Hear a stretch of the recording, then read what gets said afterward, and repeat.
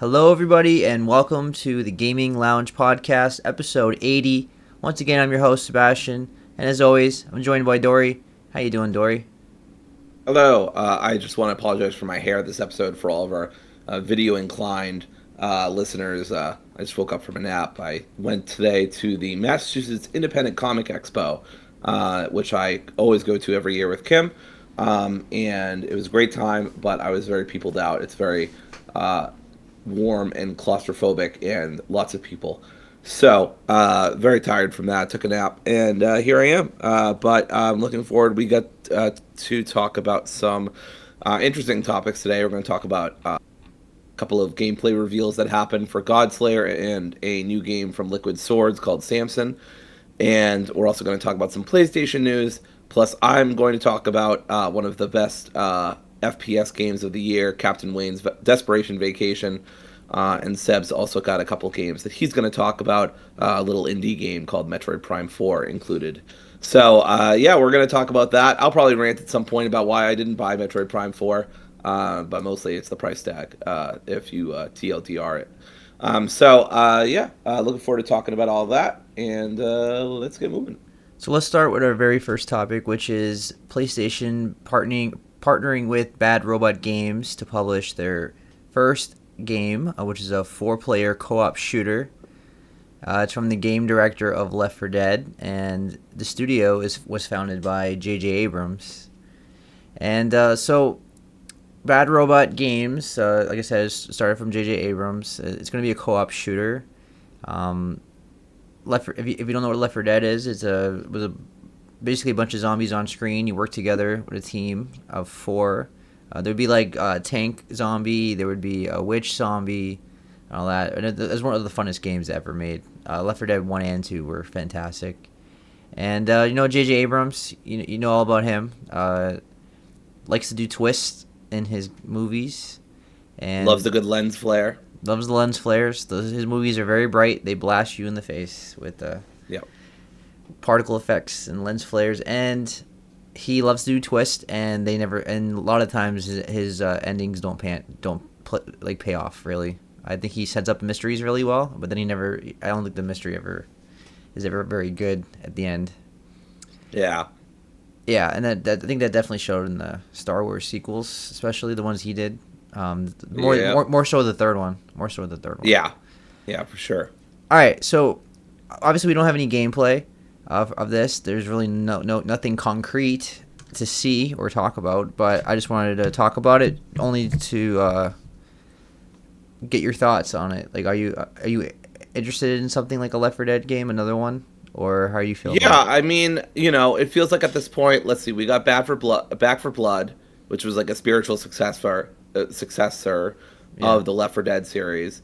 And I think you, me, James, and Mitch played that maybe once, and we enjoyed it. But then we didn't come back to it, if I remember correctly. Well, together, I played it with him other times, and I beat it a couple times too. Okay. Yeah. And I don't remember. What did you think? Did you think you thought it was pretty good? Yeah, that was pretty good. I wasn't as good as Left 4 Dead 1 or 2, Yeah, of course. but it was a nice successor to it, and Yeah. I like this style of games, just not all Yeah. the time, like here and there. Yeah. And then I know that the Toxic Commando game that's coming out, which is through John Carpenter, is coming out sometime next year, and that's it has some Left 4 Dead DNA in it. Yeah. So we'll see how that goes, but obviously it hasn't come out yet. But I mean, yeah, I loved Left 4 Dead growing up. I watched Team 4-Star, the people behind Dragon Ball Z Abridged, and actually they just started doing Sailor Moon Abridged too, which has been a lot of fun. And I loved watching them play. And then also, I did play Left 4 Dead 2 myself a couple of times through Steam, back when Steam was like in its infancy, it feels like. Yeah, and I remember that being a good time. I didn't play it a ton. I certainly not as much as other people did, but whenever I did, I had a really good time. So, I mean, I definitely like games like that. There's some quotes here that I found from Sony Interactive. They put out a press release. So it says that it's a division of Bad Robot, which we've already said, the film, television, and theater production company founded by J.J. Abrams, for Sony Interactive Entertainment to produce and publish upcoming project. They said Anna Sweet, CEO of Bad Robot, said partnering with SIE allows us to bring our new IP to life with an expansive vision for this universe. With the support of PlayStation, we hope to deliver a bold, innovative experience that is truly special for players. I could not be more excited that Mike Booth, who we've already mentioned, well, I think we briefly mentioned, but one of the directors of Left 4 Dead, is at the creative helm, crafting a cooperative adventure that will lead to unforgettable moments with friends. So, and then SIE had some, nice quotes about Bad Robot Games and how great they are, and can't wait to work with them. So, I mean, it sounds like everybody's happy. Hope it pans out for them. I don't know anything about J.J. Abrams' studio. I don't know what have they ever come out with. I have no idea. So I think this is their debut game, right? I don't know that. Let's see, Bad Robot. This is their first right? game. So this is their first game. Have they done any?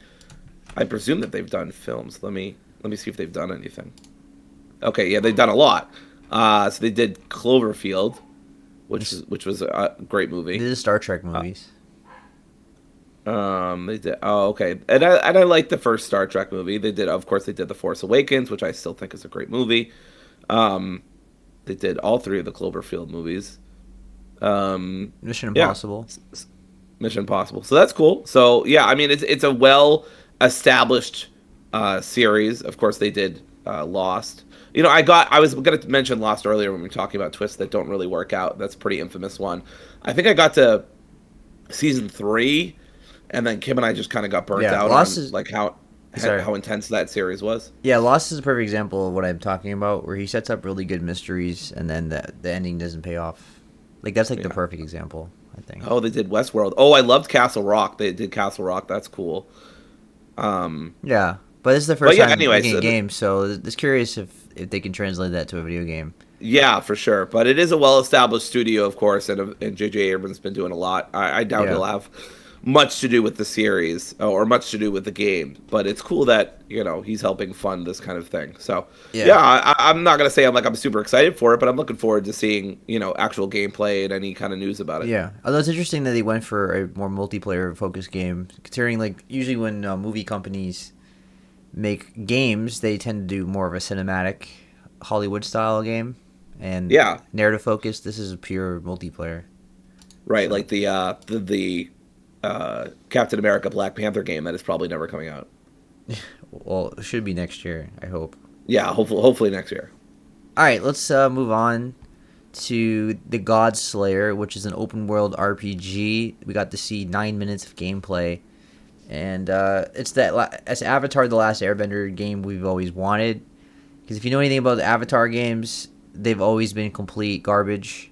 Nickelodeon just never gives us a full effort on their games, and people have been clamoring for this kind of game for a long time. It's just the Avatar style of using different elements just translate well to video games. It just does, right? And the gameplay of this game looked really, really fun. I mean, it basically looked done, honestly. I mean, obviously it's just a snippet, but you have 9 minutes of gameplay, and you're showing off all different things. It could be pretty far in development. I mean, they didn't show a HUD or UI or anything like that, so maybe it is just a gameplay reel. But from what I saw, I mean, there's so much going on screen, so many different moves. It's just a matter of, is it going to play well? I mean, it kind of reminds me. I mean, I'll put it this way: and the negative, what keep me pessimistic about it. There's plenty of games where we gotten a million spells and big particle effects and big special effects on screen, like Forspoken, right? We had you can do 50 different spells, but it was overwhelming, and you ended up not even using half of them really, and it was just too much focus on that. So that's my only question for this game: is it how much of this game is finished, and is it just nothing? Is this just nothing but gameplay like this? Is it gonna get old? How is the narrative? But from what I'm seeing, it looks really fun, and I'm really digging it. It's my kind of game, third-person action adventure game. So Yeah. we'll see. What do you think of it? I think it looks really promising. Obviously, I'm a huge Avatar fan. It's one of my favorite TV series of all time. I've gone back and watched Avatar: The Last Airbender 3 times, 4 times. I think I did it once originally when the TV series came out. Once with a partner, Yeah. once with alongside a watch through, and once with Kim. So like 4 times, Yeah. and that's a lot for me. Like Avatar, it's not the longest series of all time, of course. It's not even very far up there. But for me, that's a huge investment to make. And yeah, I huge fan of it. Think it's a really cool idea for a game. It blows my mind that Nickelodeon hasn't done more with it. They've done more successful expansions to the lore through I want to say IDW, but I could be wrong, but through comic book publishing than they have through video games, which is just ridiculous because, like you said, it's ripe for a video game adaptation. I mean, this is, a very easy translation to, in theory, of course, right? Having a third person action adventure game where you're going around different nations and attempting to stop the Fire Nation from conquering the world. Like, it blows my mind that we haven't gotten something AAA out of this when they obviously they did the failed live action movie, so maybe that made people think twice. But I mean, it just wasn't very good.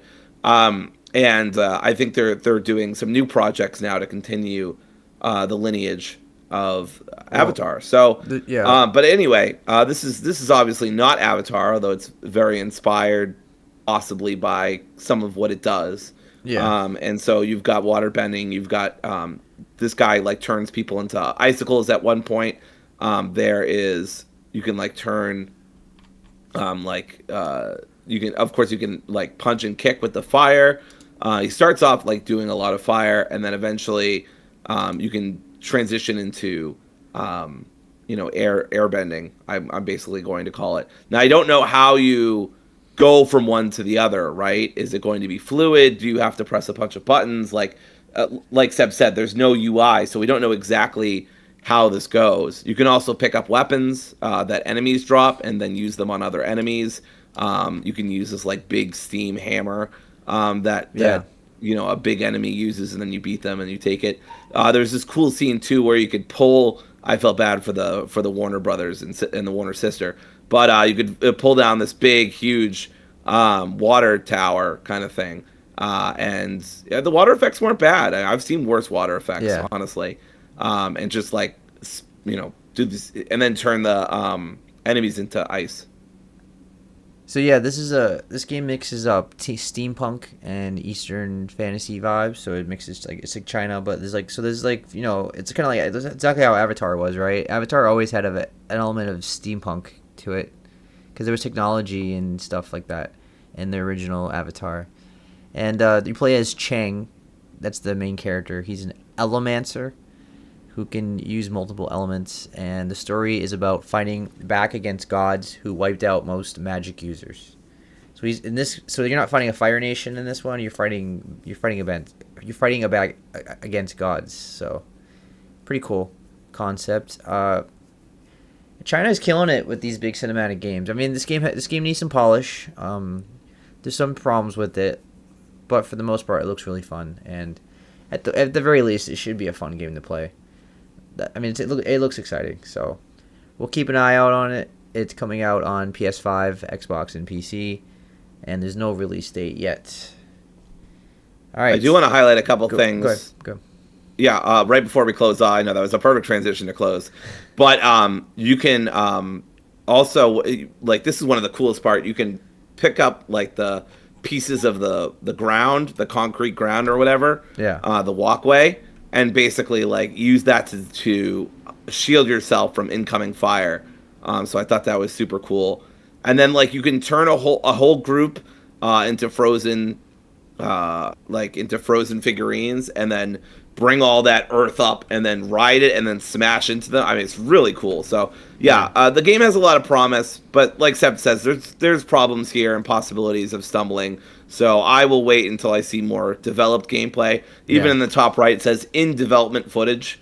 So I want to see less. I want to see footage that's more reflective of what the final product will be before I start truly getting hyped for it. But it looks promising. Yeah, the big thing is the movement needs a little more polish.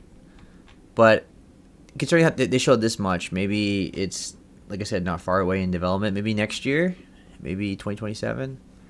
So we'll see. All right, let's move on to our next topic, which is Samson, a new game from Liquid Swords and the creator of Just Cause. It says Samson is a brand new action game from the creator of Just Cause. Expect big, over-the-top action. There's a lot of chaos, firepower, and there's a big sandbox game. The game aims to mix explosive combat with open, dynamic environments. And from what I saw, it's the main character is like driving around the whole city. It was giving me like Grand Theft Auto vibes. Not in terms of the gameplay, just like the idea of it, like driving around a city and fighting criminals and car chases. And I guess the closest I can say to it is maybe Sleeping Dogs was the vibes I was getting from this, like Yeah, a Western yeah. Sleeping Dogs. But I think it looks really cool. We'll see how it plays. They didn't really show any gameplay in terms of like actually in the game. Like obviously these are just snippets in a montage. I want to see how it actually plays as someone playing it for like 10 plus minutes. But from what I'm seeing, it looks really fun to play. Again, this is a game totally up my alley. Third person action game. If it's anything like a sandbox game like GTA, I'll probably be day one on it if it ends up being good. If you know Just Cause is the definition of sandbox. We can do literally anything you want, and it's over the top craziness. So it fits. So what did you think of Samson? Yeah, it looked really impressive. I like the kind of photorealistic graphics that they got going on here. Yeah. I think it's really cool that Liquid Swords is involved with this. For those who don't know, Liquid Swords is one of the members of Wu Tang Gang, and Wu Tang has often been influenced by video games, and that's reflective of a lot of their lyrics. And so it's really cool to see like one of the members of Wu Tang Gang make a video game. I think we already had that in another kind of different cartoony video game, but this is like a different one. So I don't know what the hell's going on with Wu Tang Clan, but good for them. Um, yeah, I mean, somebody in the IGN comments said driver plus the getaway. I don't know how accurate that is, but and then other people are saying, "Damn, okay, Grand Theft Max Driver Payne Auto or whatever." So yeah, I mean, it looks really cool. I haven't played any of the Just Cause games, so it being from the people who brought you that doesn't do much for me in terms of hype. But I Yeah. understand what those games are, and Yeah. I have some of them on like my backlog. So it's cool. Yeah. It looks the gameplay, the combat in particular, the hand to hand combat looks very brutal. It kind of gives me Sifu vibes, but like more like street boxing, like Daredevil than Mm. martial arts. Yeah. Yeah, I'm personally not a fan of Just Cause. Those games never clicked with me, even though they should. So that doesn't make me optimistic. But this game looks a bit more polished. It looks more cinematic. It looks more AAA in a sense. Not the same Just Cause is not AAA, but this looks like more of a cinematic look to it overall. Yeah. So we'll see. We don't have it. It's nothing concrete. All it says is coming soon. Wish list now. It's only coming to PC as of right now, so it's only coming to Steam and the Epic Game Store. So we'll see. Maybe next year. I'm gonna guess 2027. But Yeah, we'll see. I would guess that as well. Yeah. All right. Let's shift to our big best indie games winner showcase, 2025, which had a lot of games. It was over 3 hours long, which was insane, right? Yeah, There, and honestly, I'm looking it up, and like the summer showcase was over 4 hours. This is crazy. This is absolutely wild. yeah. There's just too many games to play, honestly. Like it's Yeah, too insane. many. Yeah. So I obviously I have more games that interested me in this showcase than Dory. Which is saying something because like at first the first like 30-35 minutes of the show just did not interest me. I'm like, I'm really getting bored here. So, and then I just started fast forwarding through it, and then it started picking up. And yeah, there's a lot of games that really interested me. Now, as we've done this several times now, so at this point, that if we just because we're talking about it doesn't mean we're gonna buy it. Doesn't mean just because it interests us doesn't mean oh I'm definitely getting that. Like it's just oh the art style interests me. I'll keep an eye on it. I'll put it on my wish list. Maybe I'll get it on sale. Maybe I'll never get it at all. It's just one of those things. So just keep that in mind. This does not mean we're gonna spend $1,000 buying every single game on this list. So let's get started. The first game on my list was Anomaly President, which says it's a roguelite action game. It says in this presidential roguelite action game, gather votes and run for presidency by day, then transform into a warrior to take down your enemies by night. Master unique skills to become a sword master, a cyber mage, or anything in between, and overthrow the ruthless president, which is coming, and it's coming out in Q1 of 2026. So the main thing that interested me in this game, outside the art style, was just the gameplay. Looked really fun. It was a side scroller, action beat 'em up kind of game. It looked really fun. The combat looked interesting. The concept is cool. It's coming soon to early access. Everything about it just interests me. This is my kind of game. It's made by Few Games, who they did Anomaly Agent, which I have. Yes. So this is the next one in the series, I suppose. And I think it looks cool. Any comments on this one? I thought that they should have started with Anomaly Citizen, then Anomaly Agent, then Anomaly President. You know, work your way up the Anomaly ladder.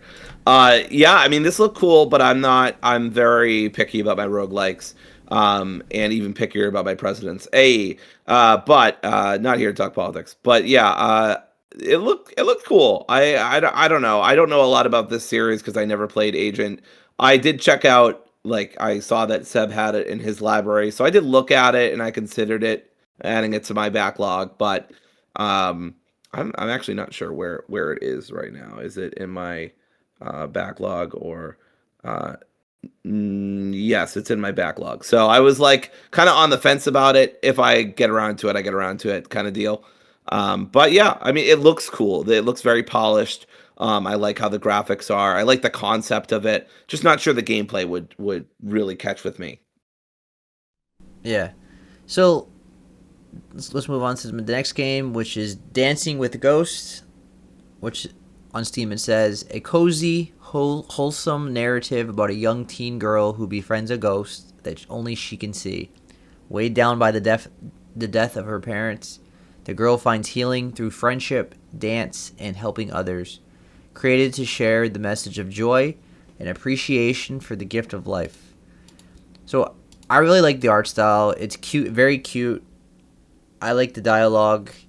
I mean, the acting was not great, but they said it was just a placeholder on the trailer. You know what? I didn't see that. When I talked to Kim, I said, Kim, you've got to look at this trailer. This is the worst voice acting I've ever seen in my life. Yeah. Now I feel better about it. I did not notice in the bottom right it said the voices is final. It's just a placeholder. So that makes me feel a lot better. I was like, holy shit, this is some lame ass voice acting. But it's just placeholder stuff. So and I felt really bad that I thought that, because it's like, oh, it's just a little indie studio. I shouldn't care that much. But I'm like, oh, this is really bad. Yeah. But yeah, it's just placeholder. So that's good. So yeah, it's an interactive narrative game. So there's a lot of walking around, and you're talking to villagers. You play the role of Mai, who's a 15-year-old Thai girl, and Mai meets an 11-year-old ghost, and she's lost her memory, and she is trapped in the world. And they focused on the rhythm-based gameplay in this game. It's a rhythm game and a narrative interactive game, and I just thought I like these kind of games. If it's a cute little 5-7 hour experience like that, I think that's cool. So I just wanted to shout that out. Did you have any interest in this one besides the voice acting turning you off? Yeah, I didn't like the animation as much as you did, and it just it didn't come off well to me. I think if you don't have the voice acting in place, just don't do it. I don't know if it was AI or not. I'm not going to accuse them or anything, but it rubbed me the wrong way, and it just didn't do much for me. It didn't. I don't think it was AI because it sounded like somebody recording on their mic in like 5 minutes. Yeah, it definitely was that. But yeah, it didn't grab me. I feel like this is a game that I might like, but I'm also not super into rhythm games. So Yeah. All right, the next two I'm going to speed through because we've talked about it already on other episodes. The first one being God's TV, which was it says smash for fame in the madcap 90s kill fest. Meet a vibrant cast of characters in this frantic action game with zero chill, where gods feed off of fame, and the fame is a weapon. It's an action roguelike hack and slash game, and it's a top-down shooter. When I first saw this game, I remember the raunchy comedy that they were yes, I doing. remember that as well. Yeah. It was kind of like too much. I was kind of getting like, oh, I hope it's not like just too much of this. We're just gonna start getting annoying after a while. But but like I said, we're gonna keep saying this. The art style is really cool. It's very colorful. It draws me in. It stands out among the other games on the list, and I think it looks really fun to play. So it's just a matter: is the comedy going to be very annoying and just too much in your face all the time? Yeah. I think we had the same opinion when we talked about it last Yes, time. we have the same opinion of it. I think it looks cool. You know, and the reason too, just as a small, very brief tangent, but just like the reason we always go on so much about aesthetic and atmosphere is like these studios don't have the kind of AAA budget, right? They can't afford celebrity voices. They can't afford complex, highly technical, production Yeah, or big action backgrounds or sets or anything like they have to do something that's really going to catch your eye. And the first thing that they can do really is that they can make a cool atmosphere or vibe or aesthetic or whatever you want to call it. yeah, So that's why we always talk about that because it's really what indie studios have to work with. But anyway, yeah, I was also somewhat interested, but this didn't show any new gameplay, so I didn't put it on my list. yeah. No worries. The next game, which I talked about several times now, is No Straight Roads 2, which is a 3D platformer action adventure and a rhythm game, right? Uh, again, it reminds me of Jet Set Radio, the art style. I mean, the gameplay looks fun. I was getting some Hi-Fi Rush vibes as well. There's 4 playable characters, Mayday and Zook, and you can switch characters in real time seamlessly. You do this to solve environmental puzzles, access unique areas, and chain powerful combos in combat. And you explore a global stage. There's a crazy new soundtrack, and there's rhythm-infused combat and genre-bending boss battles. So that's why I was getting the Hi-Fi Rush vibes from it, because I can definitely see that. that's exactly the genre that Hi-Fi Rush is. And you customize your van that you travel in too. That's cool. So I'm probably day one on this game, obviously depending on like reviews and things like that. But it seems totally up my alley, and it comes out next year. Any interest in this one? I have some interest, but I never played the first one, so my interest was kind I of haven't either. yeah. So I don't know what to really make of this. I do appreciate them calling out, making sure that they're coming to the ally of all queers everywhere with No Straight Roads. So great title. That's the funniest, wittiest thing I can think of Yeah, after a long nap.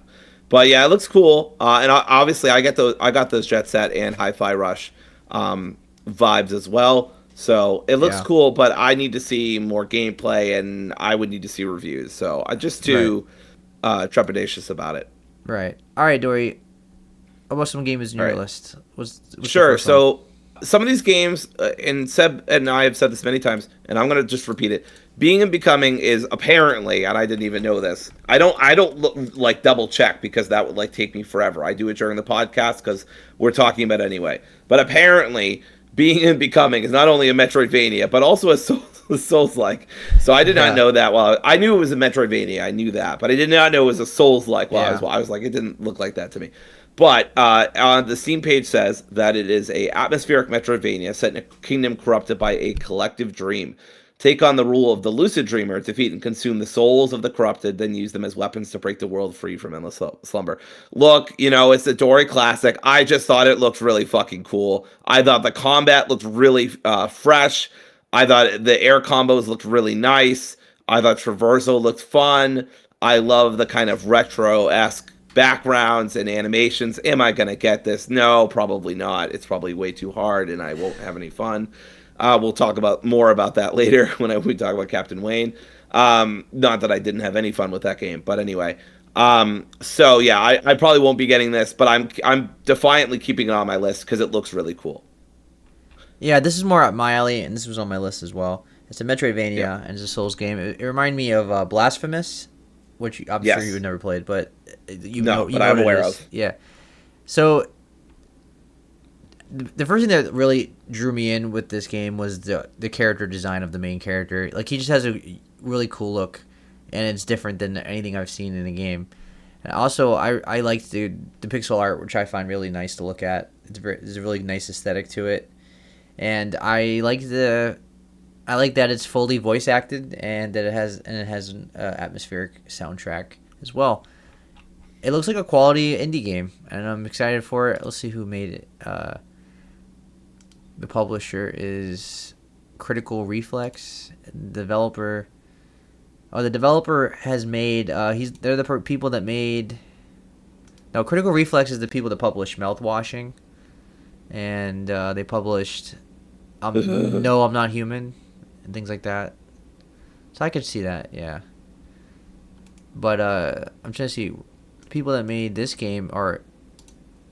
I don't know how you pronounce it, Ecdias, but it seems like every time I click on it, it takes me to Critical Reflex's page. So I guess Reflex owns this developer, so it's their game basically. So I could see that. That's the vibes I was getting. They like this creepy gothic vibe to it, creepy vibe games aesthetic.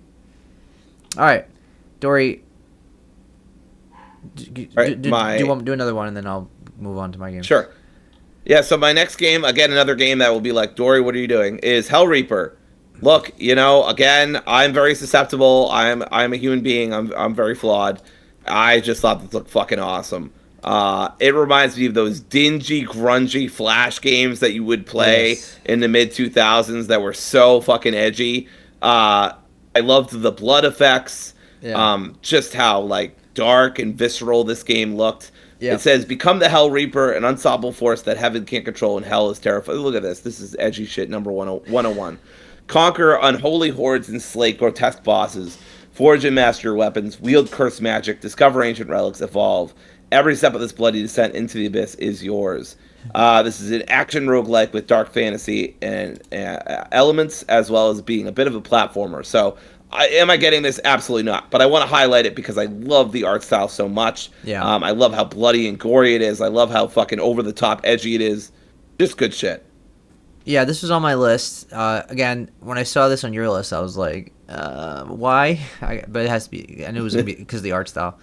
And Yes. yeah, the art style is amazing. I just, it looks very unique. Something you don't see very often. It's just the black outlines of it. The cell shade is like really dark, like really black, and it makes things really stand out. It's really nice to look at, first of all. But yeah, this is a hard game. They even say that in the Steam page. It says Hell Reaper is a tough but fair game with highly responsive controls. So this is basically says this game is not for Dory. It says that right there on Steam. It says it in small fine print. It says, Dory, you will throw your $70 controller. Please don't play this game. Yeah, this is more up my alley. The only thing that keeps me like really jumping into it because I love dark fantasy is just it's a roguelike. And like I said, I'm always very 50-50 on roguelikes. So, like some really click with me, and then some I can't. I get tired and frustrated. So it's just a matter of how frustrated am I gonna get with this game. But it is cool to look at. So all right, so let's jump back to my list. Now that we changed my list because some of Dory's games are on my list too. So I have Prison of Husks as my next game. Pulling it up. It says it's a nostalgic Souls-like set in a painted afterlife. Awaken as a doll and seek your beloved. From parries to pistols, tune your build to overcome adversity. Explore dense, interconnected levels full of secrets and shortcuts as you battle pigment hoarding bosses and seek your lost love. So, obviously, this is a Souls game. And it looks like a Souls game, but it has a PS1 aesthetic, and I really like that about it. I'm a sucker for that art style, just this renaissance we've had of PS1 graphics coming back. And it was giving me Bloodborne vibes, Dark Souls vibes, of course. And this is up my alley. Obviously, more so than Dory. Not like this doesn't interest you at all, right, Dory? Yeah, don't worry. Not to worry, everybody. I was smart enough to realize this is a Dark Souls game. I will say, though, one really cool thing about this, because I knew about this game actually before this was shown off here. A trans developer, Blue Sky, has been posting about this, and I've been, I think, following her work a little bit here and there. But I think that's really cool. It doesn't surprise me at all to see it here. It seems like she's doing good stuff. It's of course not for me at all, but I respect the dedication to her craft. Yeah, this is her very first game. Yep. So it says, victory by any means, engage actively in combat to boost your damage output, and parry attacks to regain stamina. So you regain stamina from parrying. Modify your build with rings and brooches to optimize your playstyle. You can use pistols as well as parrying. And it says, overcome adversity, whichever method you desire. It aims to capture the wandering of a compact and dense world full of shortcuts that loop back on themselves. So like a Souls game, right? Like you stumble on shortcuts and you open it up. It says, challenge fearless hoarders of pigment whose desires stand in your way and defeat them in whichever order you wish. As you search for your dear, you may assist others whose heart ache and restore love. However, you also face off against bosses who desire for one another stand in your way. So, yeah, Souls game. Definitely interested. All right, the next one I've talked about before, which is Moomin Troll. Winter's Warmth. It's from the creators of Snufkin, Melody of Moomin Valley. Comes a heartwarming new adventure inspired by the beloved Moomin series by Tove Jansson. This time, join Moomin Troll himself on a charming but cold winter journey. So, again, I just like the art style. It looks like a cute little game. Like, I hope it's relatively short. Like, no, not like super short, but like short and fun. Little game. Cute. A cute character. It's Nordic. You get to explore like forest and mountains. You meet new friends. You solve puzzles and quests. You do quests. It feels like a really nice winter game. I mean, it's a story-driven, cozy puzzle adventure game. So, I mean, it feels like a good game for this year. Really, it would have been nice. This is the kind of game I would play like in December, around Christmas time, kind of thing. Mm-hmm. So I just thought it was cozy. So even when it comes out next year, if it comes out in the summertime or whatever, I'll probably wait for around Christmas time to play it. Like the winter sale, feels like a perfect winter sale game.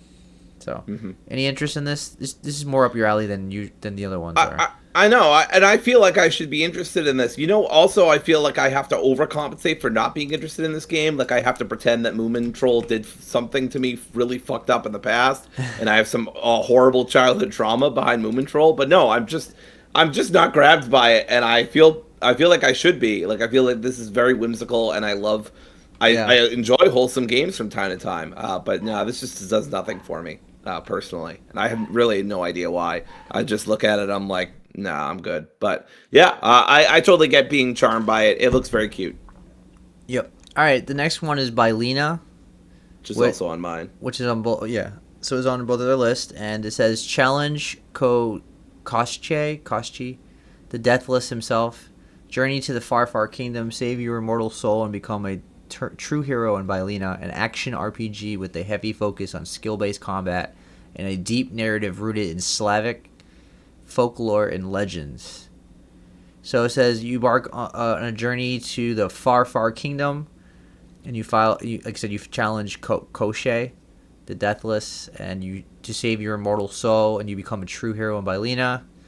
And basically, it's a tribute to Slavic folktales, right? You're probably gonna encounter a lot of mythical creatures and characters from mythology, Slavic mythology.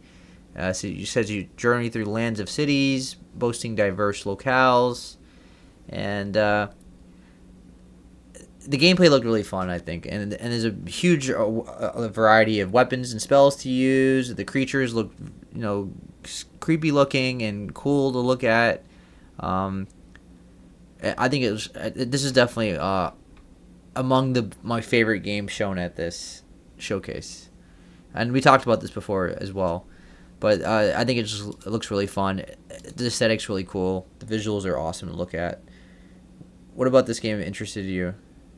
Yeah, I mean, I love how wacky it is. The Yeah. trailers all have the main character dancing alongside the enemies. If you don't remember Yes. Yes. this game at all, this is the game that had all the enemies kind of dancing with these outlines and stuff like that, and the main Yeah. character dancing along them.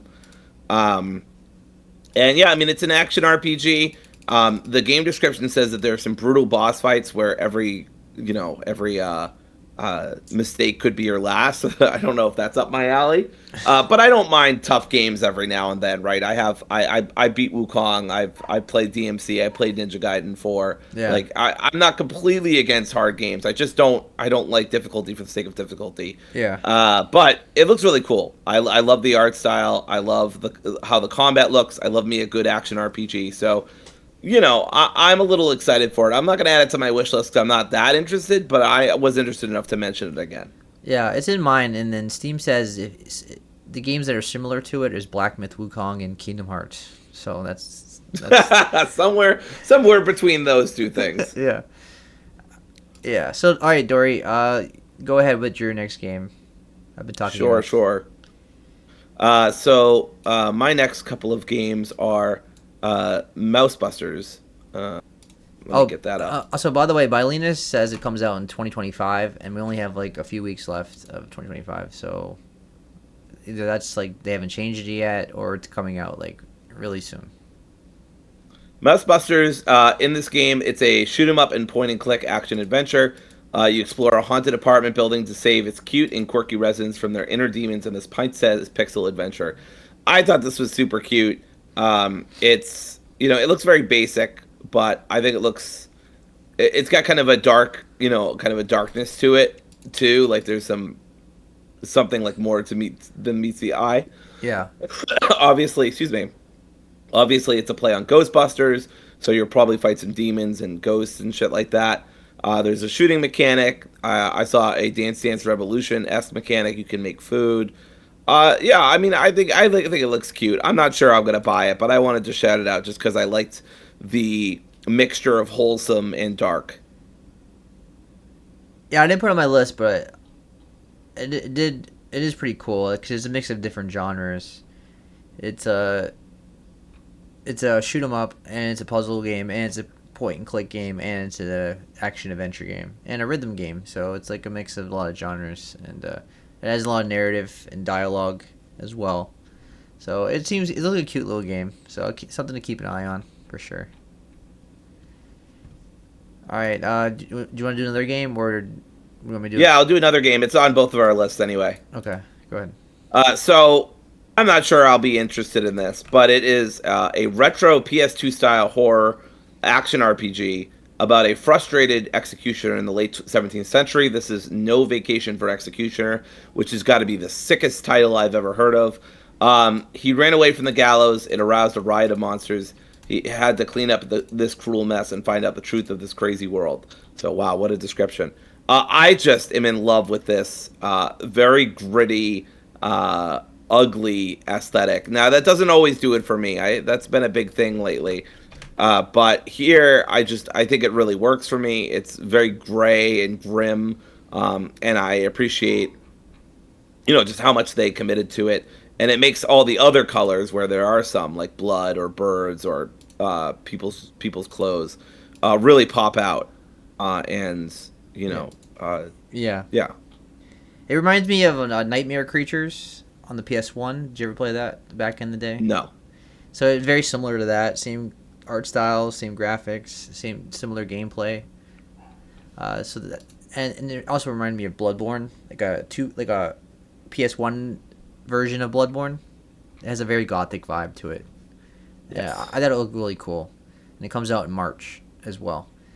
So it says it's retro, including the control. You can imagine the control feeling is like old. It even says this on their description: old Resident Evil 4 or old Silent Hill at PS2. Intentionally back to the PS2 feeling. So this is speaking more to me, more so than Dory. Yeah. But it says it's a story about a frustrated executioner in the late 17th century. He felt sick at his job and ran away from the gallows.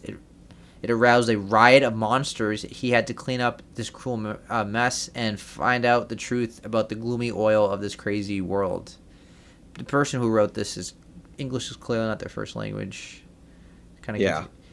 Anyway, it's an action RPG in a PS2 style. It's inspired by the book The Hangman of Paris by Claude Coeni.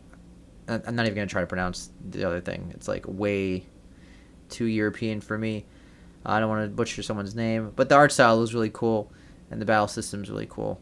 It says the battle mechanic encourages you to make critical stab, backstab, and keep parry to make execution hit, and use your gun properly. It's like, it's kind of like a Souls game, really, right? In a sense. Yeah. Feels kind of Souls-ish. I thought that too when I saw it. It seems kind of like a mix between a Souls game and a horror game, or a retro horror game. I mean, this description is really going into detail about the game. They're saying that there's a different kind of herbs and bullets, and even right here it says there's 4 different endings. They spelled different wrong, and it takes 5 to 10 hours to beat. So I never seen their description just go full detail on Steam about everything about a game. And the comparison on Steam is Stellar Blade and Silent Hill 2. So there you go. All right, let's switch back to mine. Although technically all of them have really been mine. Hell of Fear Mind Breach, which actually came out yesterday. Says step into the boots of Major Axel Vex and the survival horror descent into deep space. You embark on a mission to investigate a distress signal coming from Sengona base. What starts off as a simple mission quickly turns into a terrifying, action-packed fight for survival. This is a first-person shooter, sci-fi, action horror game. I was getting major Dead Space vibes from this. I was getting System Shock vibes. The colors, the lighting with the green and the red were really giving me the System Shock. It's a very colorful horror game. It says you can navigate through 26 unique sections of a massive underground base, manage your resources, and choose your battles wisely against sinister entities. Uncover the truth through recovered logs, security footage, and the haunting remains of the base personnel. You face infection. There's a confront hostile entities that are controlled by a mysterious biological force. Experience dynamic horror that adapts your actions and decisions. And there's environmental puzzles. The key features that they highlight are a unique blend of psychological and biological horror, atmospheric survival horror in a claustrophobic underground facility, strategic resource management, immersive sound design, and a rich narrative. So all of this is way up my alley. Really interests me. And I will definitely play this at some point, probably next year. But it's only $17. It's on sale right now for $13.59. So that's not bad at all. It has positive reviews on Steam. Dory, any interest in this one? No, it's not on my list. I honestly don't even remember seeing it. Yeah. But the name still feels vaguely familiar. Yeah, I mean, I tried System Shock and it didn't do much for me. Of course, I love Dead Space, one of my favorite horror games of all time. Yeah. So, I mean, I'll just wait till you buy it. But the comments right now are largely positive. I mean, there's not a lot. Obviously, it's a very indie game, but there's 26 reviews and 92% of them are positive. So that's a good sign, at least. Absolutely. All right, the next one was Sova, which I think is on both our lists. I believe you're right. Yes, yep. Yep, so it says, descend into a surreal sci-fantasy world in this narrative-driven action roguelite, where every run reshapes your story. Sova's expressive combat meets deeply branching dialogue and world-shifting decisions. Compose your violence, rewrite your past, and bend a crumbling realm to your will. So, again, it's a narrative-driven action roguelike, which I think the narrative part appeals to both of us. The roguelite part is 50-50 for both of us, I would say. Right. But it says, walk away from conversations, interrupt characters, or punch them in the face mid-sentence. Choices leave lasting marks on quests, environments, even combat. Enemies remember you, and encounters evolve into personal rivalries. Forge and break relationships with colorful characters as your choice decides their fate. Oh my God, Seb, it's finally happening. The Nemesis system in fucking Sova. Let's go. Let's go. It's really cool, Uh, cool concepts, I think. yeah. Yeah, this seems really cool. This will be the first game I actually add to my wish list. Again, I'm very mixed on action or on roguelikes in general, Yeah. but I really like the way the combat looks here, and I love the narrative element. So I'm gonna give this a very kind of a little soft like wish list. I don't know that it'll do it for me or not, but I enjoyed what I saw. I liked a lot of it. Yeah, it says you cut through enemies with style and precision, weaving strikes, dodges, and abilities into a rhythm. And then you're basically in an apocalyptic world, right? So I think it looks really cool. All right, Dory, can you talk about some of your games next? No? Sure. So my next one is Grind Survivors. That's my next one. So Grind Survivors, let me bring that up, is described as a fast-paced action, another roguelike, where demon hunters face endless hellspawn, dodge, loot, and blast through brutal bullet hell combat with dynamic builds and ever-changing weapons in a scorched, demon-ridden world. I know it happens a lot where reviewers and developers and just people in the gaming industry will compare one game to another. But I mean, come on, Survivors is right in the fucking title, right? They know what they're doing. This is very Vampire Survivors coded, and I liked Yeah. it. Yeah. It looks really fucking awesome. The effects everywhere are really really fun. It gave me Kill Knight vibes. It felt like I was playing Kill Knight plus Vampire Survivors, and that's a hell of a mix. So very into it. Yeah, this was on my list as well. Although not as excited maybe as you, but I definitely thought it was look cool. And there's a lot of enemies on screen. It's a bullet hell, right? So it's just craziness on screen. There's so many weapons to choose from, and I think it looks really cool. It says there's a survive huge swarms of enemies. You unlock synergies and stack upgrades to shape each run. It's loot-driven combat. There's a risk-reward crafting system. Upgrade gear with a high-stakes choices at the forge. Diverse biomes. You fight across scorched cities, burning forests, and corrupted lands. There's striking visuals, which are dark, intense art style packed with gore and destruction in endless mode. Test your ultimate build in infinitely scaling survival. So yeah, that was the vibes I was getting as well. It was Kill Knight and Vampire Survivors. Yeah. And then Steam also says Ball X Pit, which I see as well. So yeah, really cool.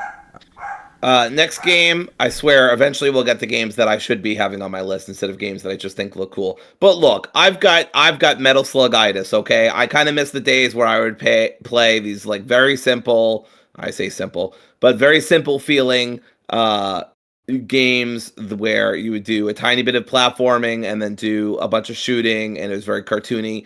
Anyway, infiltrate a mysterious Axis base in the Bermuda Triangle as a one-man army, Captain Chuck Wolfhound Rossetti. Explore the deadly island and uncover the Nazis' twisted scientific pursuits while wreaking havoc on their forces and horrific creations in the sci-fi World War II Metroidvania. So again, another Metroidvania. Probably won't put it on my list, but I didn't get much Metroidvania vibes when I watched this. I thought this was like a Metal Slug kind of game where like it's very simple, like you just go from left to right the whole way through, which is more of my speed. Yeah. But yeah, I thought this looked really cool, and just brought me back to the days of like playing Metal Slug with my cousin at an arcade, and just how much fun that was. So that's why it was on my list. Yeah, I'm a little more mixed on this one because I didn't grow up with this kind of art style as much, so I usually don't have an effect like an interest in these kind of games. But it says the features is 10 interconnected areas that are handcrafted. It says relive an iconic era of action gaming with challenging 2D mechanics and authentic pixel art, which is 320 by 180 native res, with native 4K resolution and your choice of razor sharp pixels or convincing CRT effects. Survive and thrive with cutting edge technology. Like there's jetpack and strategies for overcoming obstacles, and you get a lot of weapons, and there's like a railgun and a flamethrower, and you can upgrade your arsenal to pack an extra punch using modified gun parts and special types of ammunition. So yeah, it looks pretty cool. I don't know Well, I don't know why Steam says this is like Constance and Jedi Fallen Order, but okay. But that look cool. So they've only made 2 games as well. So all right, let's go to some of my games. Dumbriel, Magnificent Adventure in Hell, which is quite a title. I'm sorry, you called me a what? I'm just kidding. So I really like this one because it had a really unique art style from every other game in this showcase. It's a 2D Metroidvania action-adventure set in hell. Play as a clumsy fallen angel in a twisted underworld. Slash, craft, and dodge through deadly Like Gabriel, but arenas. you're dumb. Yeah. Weird monsters and hellish traps. Die, upgrade, and dive back in. So, it says, join Dumbriel in the depths of hell, and you meet NPC allies who will guide you in your aid to quest for freedom. The boss fights, it says, they include multi-phase fights and personalities with purpose. Each boss isn't just a random enemy, but a meaningful part of Dumbriel's world with its own backstory and place in the lore. There's puzzles and platforming. It is designed to feel meaningful and connected, offering rich lore and secrets waiting to be uncovered to Metroidvania. And yeah, that's pretty much the game. It's a Metroidvania with a really cool art style. I really dig the colorful art style of this. It reminded me a lot of Ori. That's the vibes I was getting. A mix between Ori and Hollow Knight. So this looks more up my alley than yours, Dory. Right? Yes, completely agreed. Yeah. All right. So yeah, I was surprised about that game. This is one of my favorite games of the showcase, actually. All right, the next one was Black Blade Revenant, which is an action RPG set in a Forsaken Kingdom where Eastern Dynasty meets dark sci-fi. Rise from the dead as the chosen Revenant, wield multiple forms, and master brutally fast-paced deflection combat on your quest to defeat the immortal king of Enam. So I think this was on your list too. It is on my list. Another game that I was it was surprised. a Souls-like. Yeah. Look, I don't always make smart choices. In fact, I frequently don't. And this was one of those games where I was like, looks cool, I'm going to add it to my list. But didn't know that it was a Souls-like. So my Souls senses were not tingling very well. Yeah, this is clearly Souls-like. I'm surprised you didn't. I think I was just impressed by how detailed it was and the graphics and stuff like that. I was like, wow, this looks like a AA game. Like, this looks really good, really cool. And I thought the combat looked fun. You know, and I missed the days when an action RPG wasn't inherently, I know that's not, I'm exaggerating a little bit for effect, but I miss the days when an action RPG didn't fucking mean a Souls-like, because I love action and I love RPGs. And so why the fuck wouldn't I love both of them? Enter Souls-likes. Yeah. So there you go. I like the aesthetic because it mixes like Eastern mythicism with dark sci-fi, and they keep highlighting that. And it says the player can wield various physical forms across the realms of the dead and the living. Each Revenant form comes with its own set of weapons, skill trees, and abilities. They can also unlock talents that suit various playstyles, so you can mix and match different builds. That's really cool in different forms. Whenever you die, you may resurrect into a different Revenant form, but be warned, your forms are limited resources. If you lose all your forms, you will be banished back to the underworld. Oh, that's interesting. So I wonder how that works. Says... That sounds like permadeath to me. Yeah, that, and also says engage in grueling combat, Dory, and chainable parries, skillful dodges, and original yin and yang combo Little asterisks. People named Dory should not play this. You will be very frustrated. Right. Collect a variety of unique weapons. So it's really cool. It's a Souls game. Yeah. So keep an eye on it. It's more up my alley than Dory, of course. All right. Being and Becoming as the next game. But we talked about that, and No Vacation for an Executioner, and Hell Reaper. Yes, we talked about that already, so we can skip that. And then I did that one. So we're on Any Journey is the next game.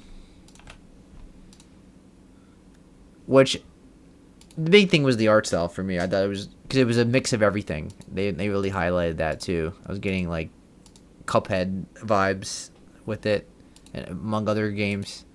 We talked about this before too. Kai, Mateo, and Summer grew up in an ordinary town. They felt the weight of their differences, which made them feel shy and inferior. In a bid to fit in, they made a wish and embarked on a challenging adventure, hoping to make their wishes come true. It's a co-op action adventure side scroller that's hand drawn, that's what really appeals to me, the art style. I really like how they did this on Steam. It's a immersive co-op adventure game crafted for 2 players. It demands seamless teamwork and creative problem solving, blending vibrant visual styles with thrilling cooperative puzzles for a truly shared adventure. Embark on an unforgettable quest where you'll meet the enigmatic magician Bruno, the mysterious mask-wearing Puka clan, and a colossal rock star ruling the ocean depths, facing tough challenges and exhilarating challenges where desires battle self-discovery and destiny test your resolve. When the journey ends, will you stay true to yourself or succumb to the fate that seeks to shape you? So yeah, 2 controllers, 1 couch. It says a variety of visual art styles. It says blending unique aesthetics to enhance its immersive storytelling. Yeah, it was like a beat 'em up. Then it turns into Cuphead. I mean, very Cuphead. Not even exaggerating. Yeah. There's a platformer, and then it's a puzzle platformer. I mean, it has everything. This game looks awesome. This is giving me seriously It Takes Two and Split Fiction vibes, and that really excites me. So this is something you and I can really have fun with, possibly. Any interest in this? Yeah, I mean, I'm just very mixed on co-op games because I often don't have anyone to play with because Kim's not much of she likes more casual, chill, wholesome stuff. Right?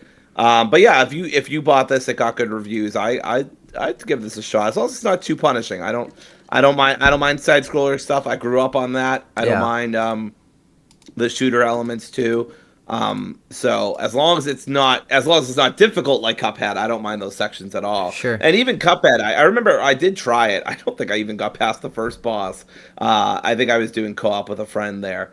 I was babysitting at the time, so I was playing with one of my friend's kids. Got my ass absolutely handed to me.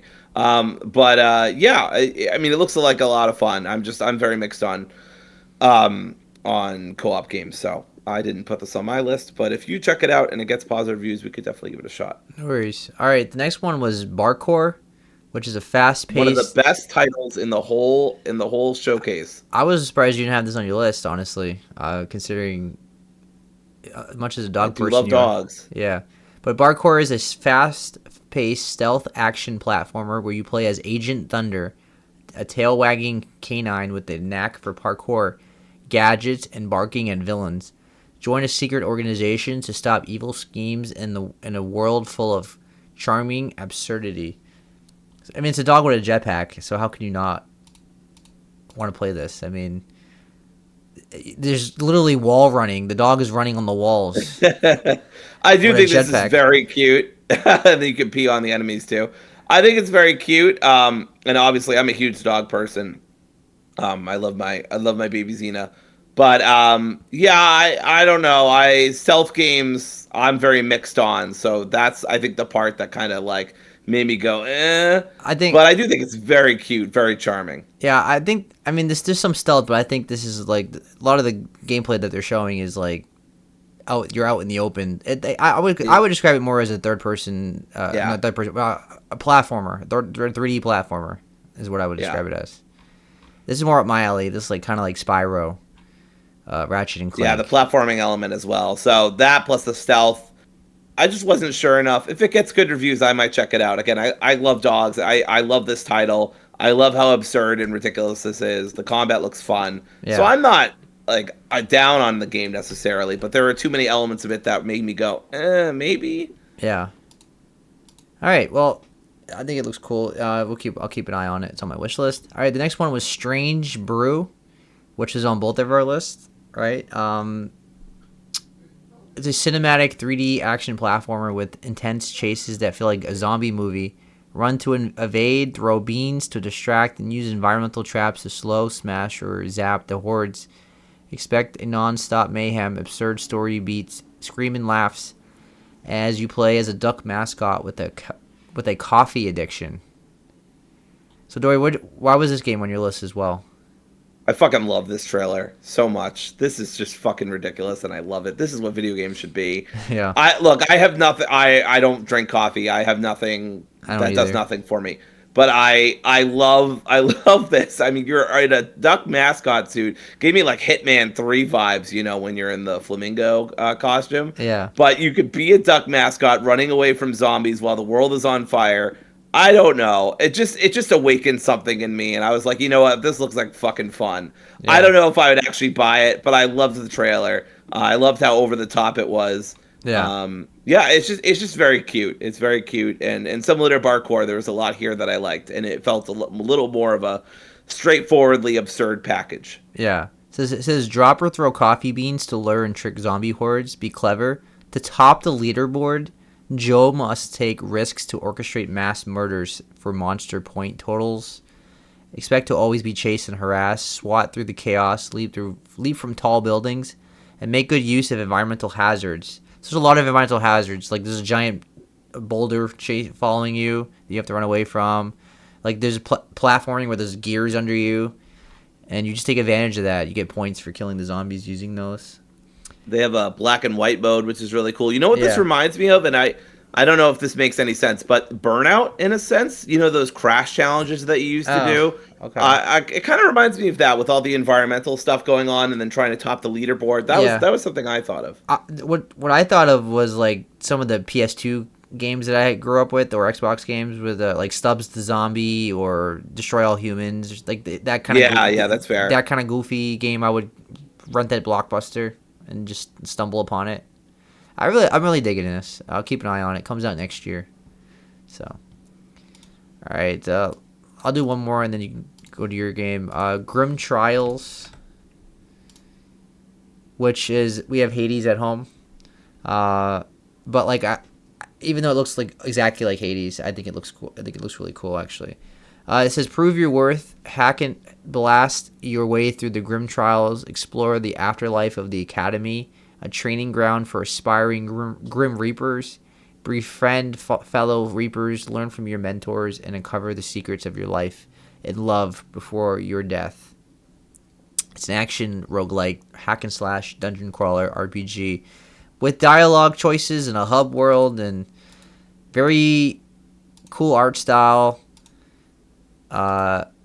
That's very Hades. I mean, Very it 80s. just I mean, is. that's why it's on my list. That's why it's on my list. I mean, you want to say it's a ripoff, but it looks cool though. I mean, it's a ripoff, but it's like it looks cool. It has a It different. feels like a loving ripoff instead of a cheap ripoff. Yeah, that's the best way to put it. I think so. Yeah. Was this on your list? Yes, it was. Yeah, I really liked how this looked. I liked how it played. If it plays anything like Hades, I would be very interested. So Yeah. I don't expect it to be as good, but if it plays anything like it, that'd be awesome. Yeah. So this says there's monsters, traps, sinful souls, and 7 sacrilegious bosses. So there's 7 bosses. Slay them all with a variety of customizable sights, crossbows, and powerful blessings from the god of death around the world. So you master the scythe and the crossbow. And there's a clever use of dual wield weapons. So you can dual wield. That's interesting. Let's go. And then they show this. Well, you gather materials and craft equipment. You customize gears and create a personalized build. You can't do that in Hades, right? Like a build. This is more of a RPG. Right. Yeah, you can make a build along the way if you get lucky enough with the random. Yeah, booms and only stuff, with the but- stuff you pick up in your run, right? But this one is Right. This one has a skill tree. And then obviously there's dialogue and the characters talking to you and things like that. So it's a coming of age story, they say. So yeah, I as much as like it looks just like Hades, I mean Steam literally has says similar games you played. It says Hades 2 and Hades. So so there you go. And I like the dog with 4 eyes. All right, Dory, what is the next game on your list? The next game is an instant on my wish list. It is Midnight Souls. Explore the mysteries of the small. This is finally a Dory game. Explore the mysteries of the small town of I don't know how to say that. Camille? Uh, Camille Peaks. Date the girl of your dreams, fight your enemies, and make socially acceptable friends in this dark humor flavored RPG. And keep your cat Charlie out of trouble. Yeah, this adventure. It's got some horror and mystery. It's got some turn-based action games, turn-based RPG action where you can guard and you can attack and stuff like that. So yeah, it looked really cool. I loved the soundtrack. I don't know if you listened to it at all, but it gave me like the best like Pokemon vibes when I was hearing it. So yeah, this really appealed to Yeah. me. Well, there's definitely a very Game Boy Advance aesthetic to this game, so that Yep. makes sense. Yeah, Uh, this feels like something. This feels like something you'd definitely be into. Yep. There's puzzles, QTs, and various mini games. Buying useful and questionable items. Lots of dialogue. Hey, Dory a game. full 3 act story. It says it right there. And It says developers and describe this content like Dory game. It says it right there. yeah, it says right there. Can confirm. And then there's a cat, and I love cats. I mean, Explanation I'm more mark. of a They dog they person. put a cat with an explanation mark on the Steam page. That's right. So That's right. yeah, I think it looks Looks cool. cool. Yeah, it's not. It doesn't really appeal to me personally, but I like the look of it and the dark humor and the horror mystery to it. Dory, you probably will get this, and then I'll maybe try it after you bought it. 'Cause I can't imagine this feels very small and indie, so I can't imagine it's gonna be that expensive. All right, we talked about Grim Trials, I think, so we're gonna do Nocturne. All right, Nocturne is a afterlife is now digital. Discovered the eternal life comes with sacrifice in a genre-defying RPG with unique rhythm combat. I really like the art style and the visuals, and the rhythm combat looked pretty cool. It says 100,000 word story, 101 playable tracks, 10 plus hour campaign. Rhythm combat for all skill levels. Nocturne features an entirely skill-based rhythm combat system with 6 difficulty options. It is suitable for beginners and veterans of the rhythm genre. Battle a huge variety of enemies and bosses with unique mechanics and unexpected twists. Time your attacks to land critical hits. Miss too many notes and the enemies will attack you back. And there's also full RPG mechanics. Leveling and stats and items and equipment and shops and cutscenes and bosses, exploration and secrets. And then there's an arcade mode. You beat enemies in an arcade mode. And there's live orchestral boss fights. So they actually have the video on Steam of actual orchestra playing instruments. Recorded by the Slovak National Symphony Orchestra. Yeah, I think it looks really cool. I'm usually not a giant fan of rhythm games, but I thought this looked unique. Comes out June 30th. Very specific date of next year. And yeah, it looked really cool. Any interest? I love the animation. I love that it's a story-based RPG. Similar to you, I'm not a huge, rhythm-based person. So that part of it didn't really appeal to me. Yeah. And that's why it's not on my list. Gotcha. All right, the next game on my list, because we already did a couple of these already, is Papa Needs a Headshot, which is a brutal Western steampunk first-person shooter soaked in kin blood. Rip through the flesh and bend the battlefield with your cursed metal arm. Use every bullet wisely to slaughter freaks and abominations on your warpath. Keep enduring only to put a bullet in the skull of the man who made you. So I was actually kind of surprised this wasn't on your list, because you tend to like these very frantic, chaotic first-person shooter games. But I don't really remember this one. Maybe that's why it's not on my list. I don't know. No worries. So it's a first-person shooter. It's in like black and white. It's very Western, but there's like monsters. A lot of creativity. Like you can pick up barrels with psychic powers and throw like a card at people or a barrel, and there's like a giant monster you fight too. Some grotesque bosses. Like there's a giant robot chasing you, and then there was like a giant Titan from like Attack on Titan chasing you. And it says Papa Needs a Headshot is a set in a nightmare dressed in gears and gunpowder. Your path is a dark one soaked in family blood, and somehow you'll find your way to make it even darker. I think I already read that anyway. But yeah, I think it looks really fun. This is the big thing that drew me in was the look of it, but like the gameplay looked really fun to play. So comes out Q2 of next year. Any interest? Adding it to my wish list. There's my interest right there. Yeah, no, this looks really cool. I don't remember seeing this game at all. It definitely would have been on my wish list. Yeah, no worries. All right, Dory, do the next game on your list. One Or second. Dina, no, it's too late. You had plenty of time to eat your dinner. Absolutely not. I know you upset with me. Can't have her all right, eating too late at night. no worries. Um, Uh, did you want me to go in ahead, or were you going to go ahead? no, you go ahead. Okay, great. Where did we leave off? So we did Bylina, Sova, Blackblade, and Strange Brew. Let me talk about Burton Street Station. Burton Street Station. Burton Street Station is a surreal narrative adventure game where you shapeshift during conversations to uncover. Oh boy, this is for me. Add to my wish list. Uncover how God went missing. This has a kind of retro 90s esque vibe going on. I got some Undertale vibes from it too, and just really liked what I saw. There's some really weird, like, surreal humor going on. It just looks really cute, really fun. There's a demo out right now if you want to go play it. So, Lost Castle 2 is a 2D beat 'em up roguelite game. Explore abundant treasures and items to enhance yourself, master various weapons, and showcase your skills. Challenge powerful monsters to demonstrate your strength. And new adventures calling for treasure hunters. So actually, this game is already out. It came out last year. It was in early access. It's it has a cute art style. It looks like a side scroller. It's roguelite. It has co-op, of course. The similar games, it says Marvel Cosmic Invasion and Absalom are the comparisons.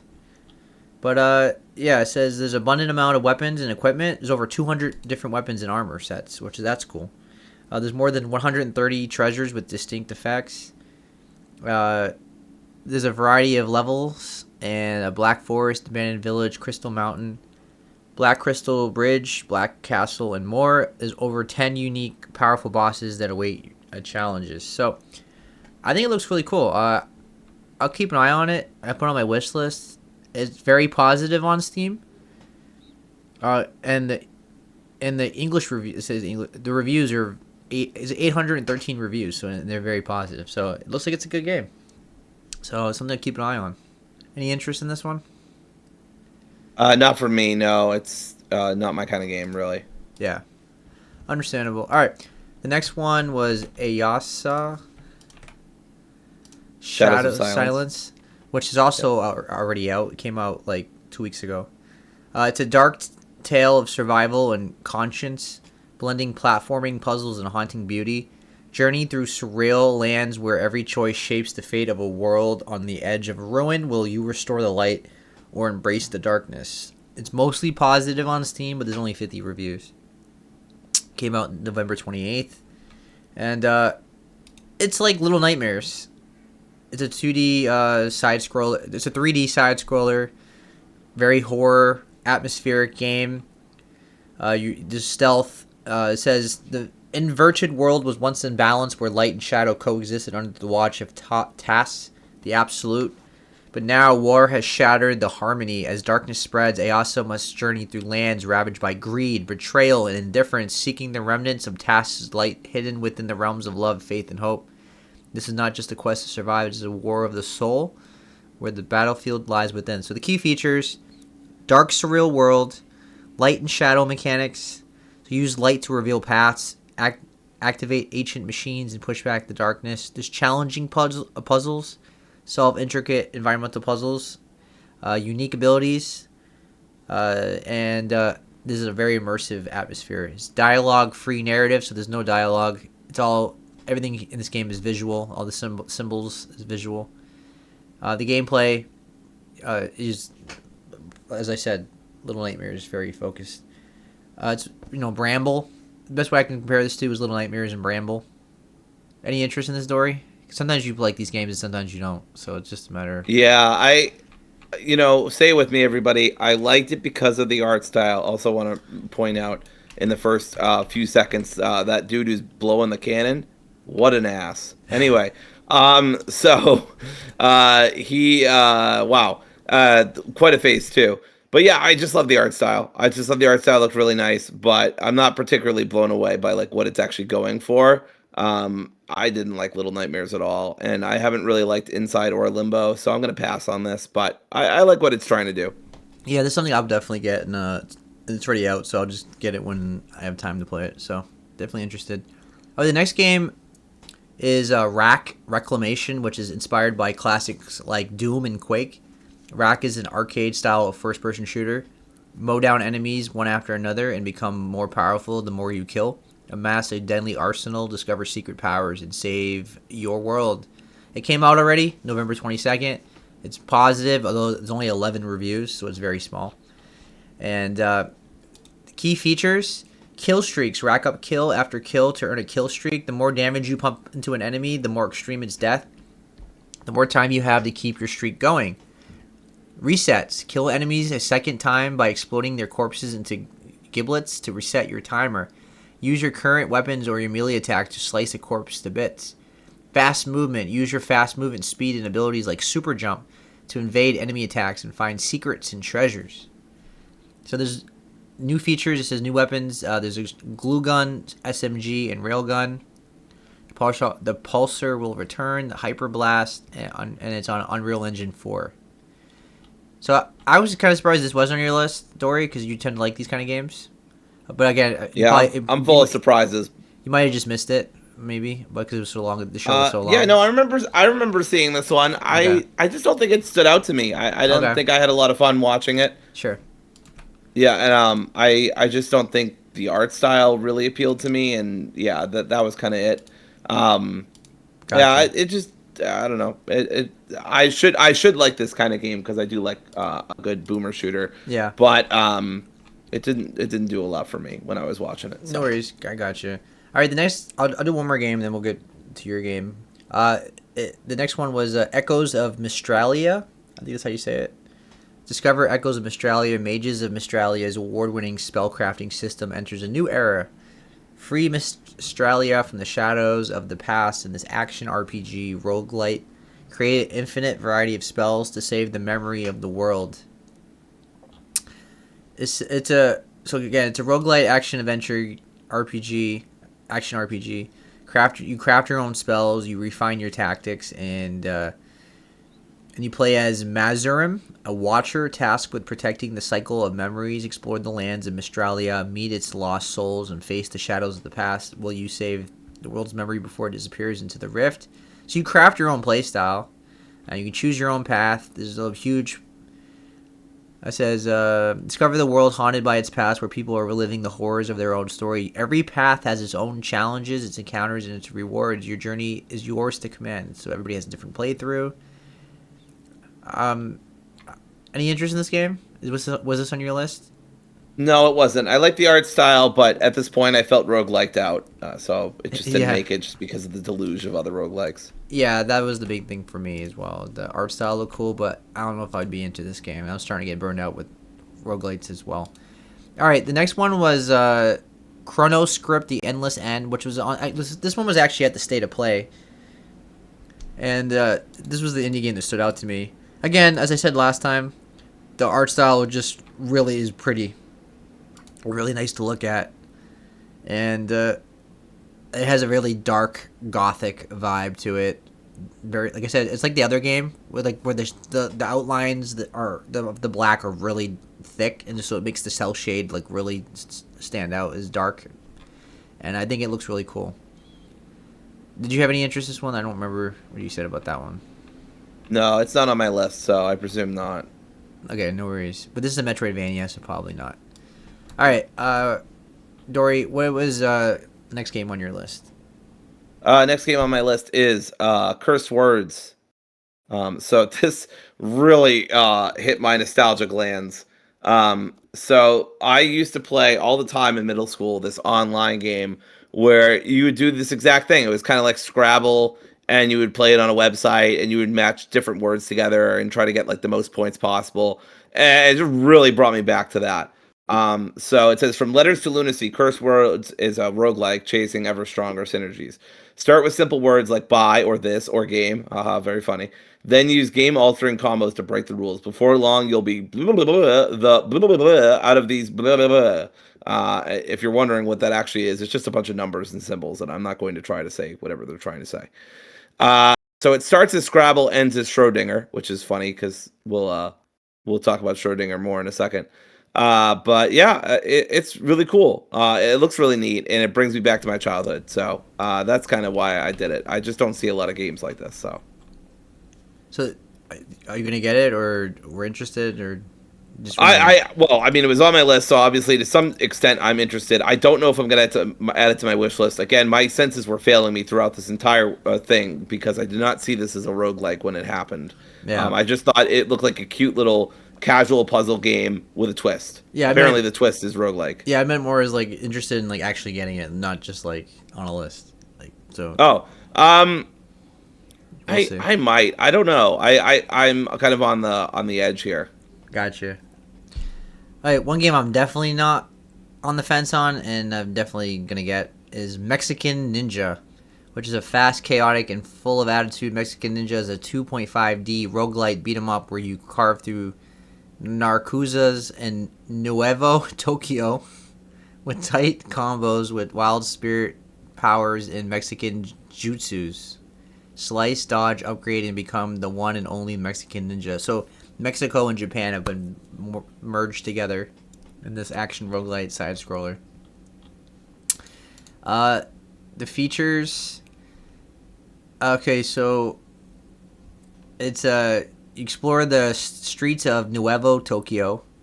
You fight narcos and yakuza forces that have joined forces. I mean, that's funny. And precise movement, positioning, and perfectly timed attacks, all crucial to achieve victory. Jumping into a satisfying pick-up-and-play brawler that's deceptively simple, yet rewards those who master it. It's roguelite. Unlock ninja skills by training with El Mero Sensei. Wow. Use extremely ninja Mexican jutsus. Experiment with different builds and combos. Swag it up with hidden apparel for your ninja. You can customize your fighting style, but you can also customize like your character. I think it says it's a skill tree, but it's 10 times cooler. I mean, it's just batshit crazy. It just looks really fun. Like that's the main thing for me.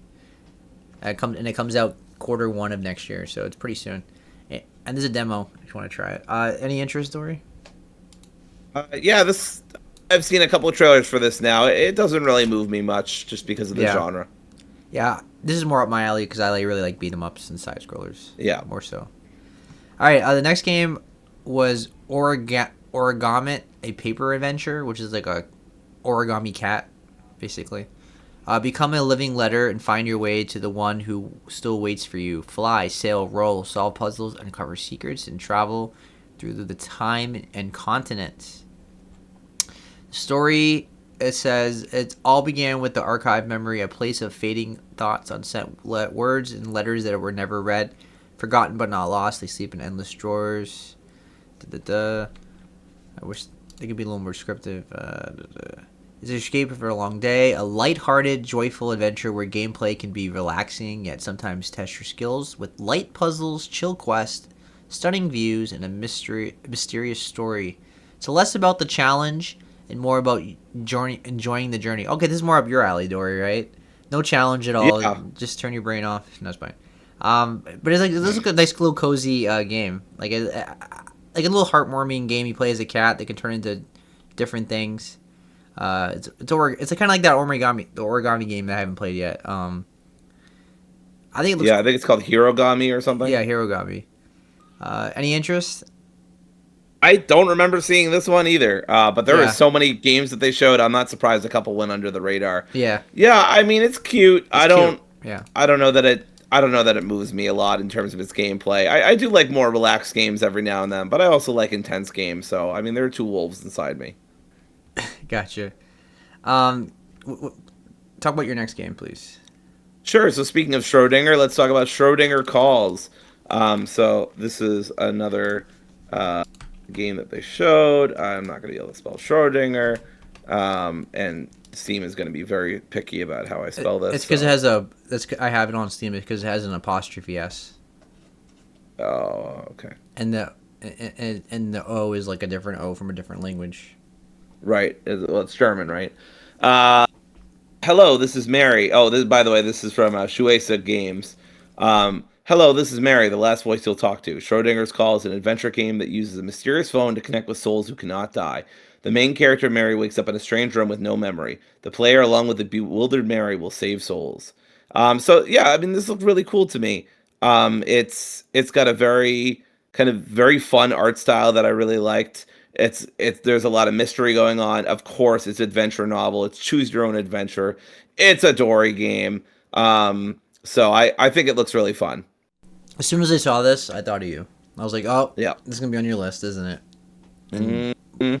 and then there you go. Uh, yep. So finally, a game that involves souls that I actually will like and enjoy. But seriously, this looked really cool. Gave me some Ace Attorney vibes. I don't know if it gave that for you as well. Just because of the anime style mixed with visual novel. I didn't think of that at first, but I can see where your mind's at Yeah. with that.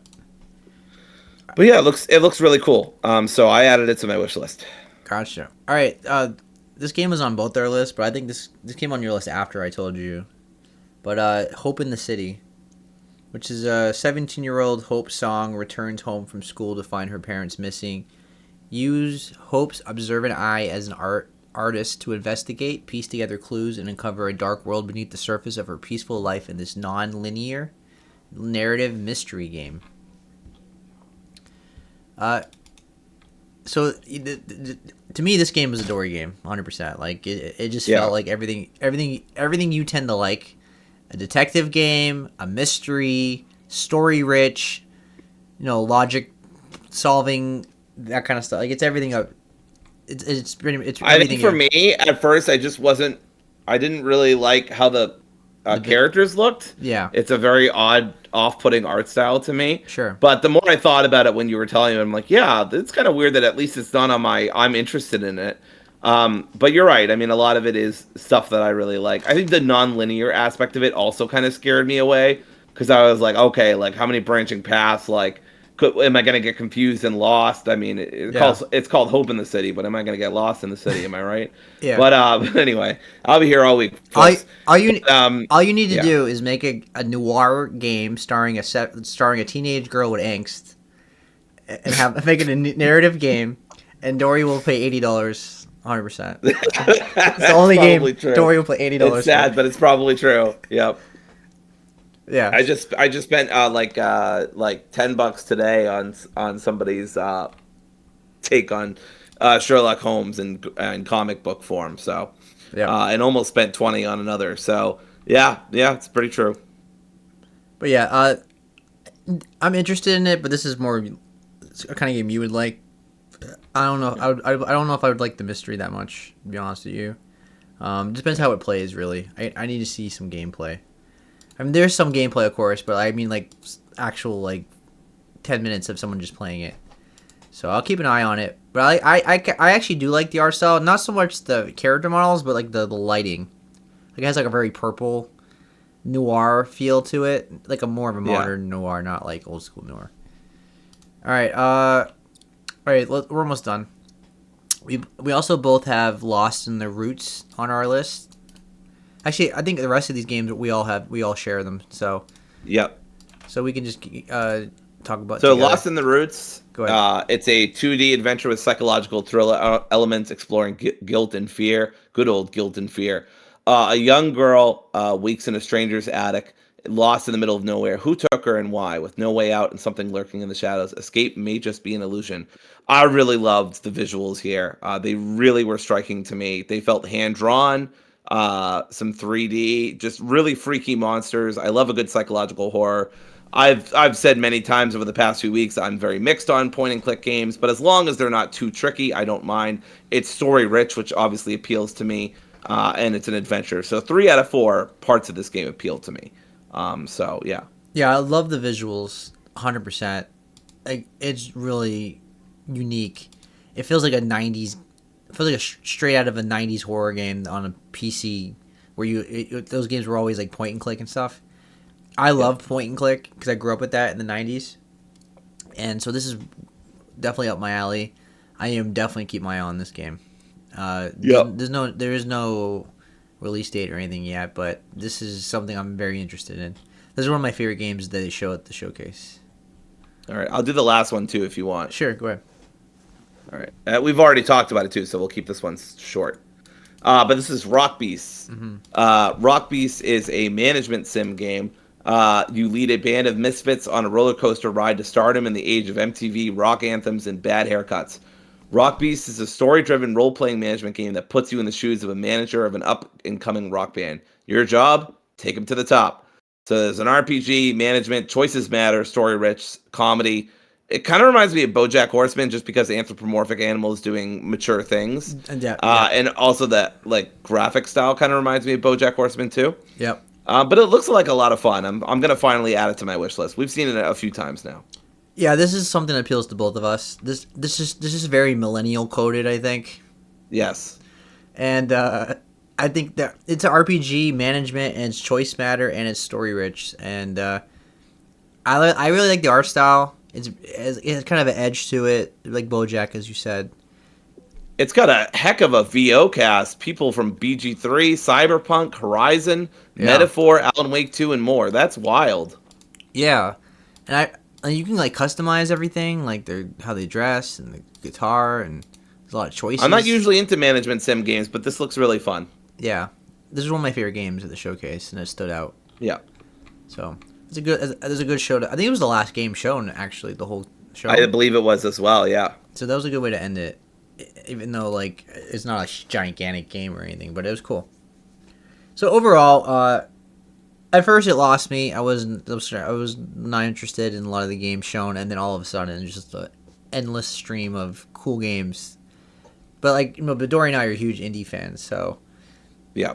This showcase was only for a very specific audience. Like we're probably in the minority that would sit through a 3-hour show. Even within that minority, a lot of these games I didn't add to my wish list. I think I added maybe 5 or something. So minority within a minority. I added every single game on the wish list, but I only do that just so I can keep track of sales. Maybe I'm in the mood one day and it's like $5 or something. So that's the only reason I do that.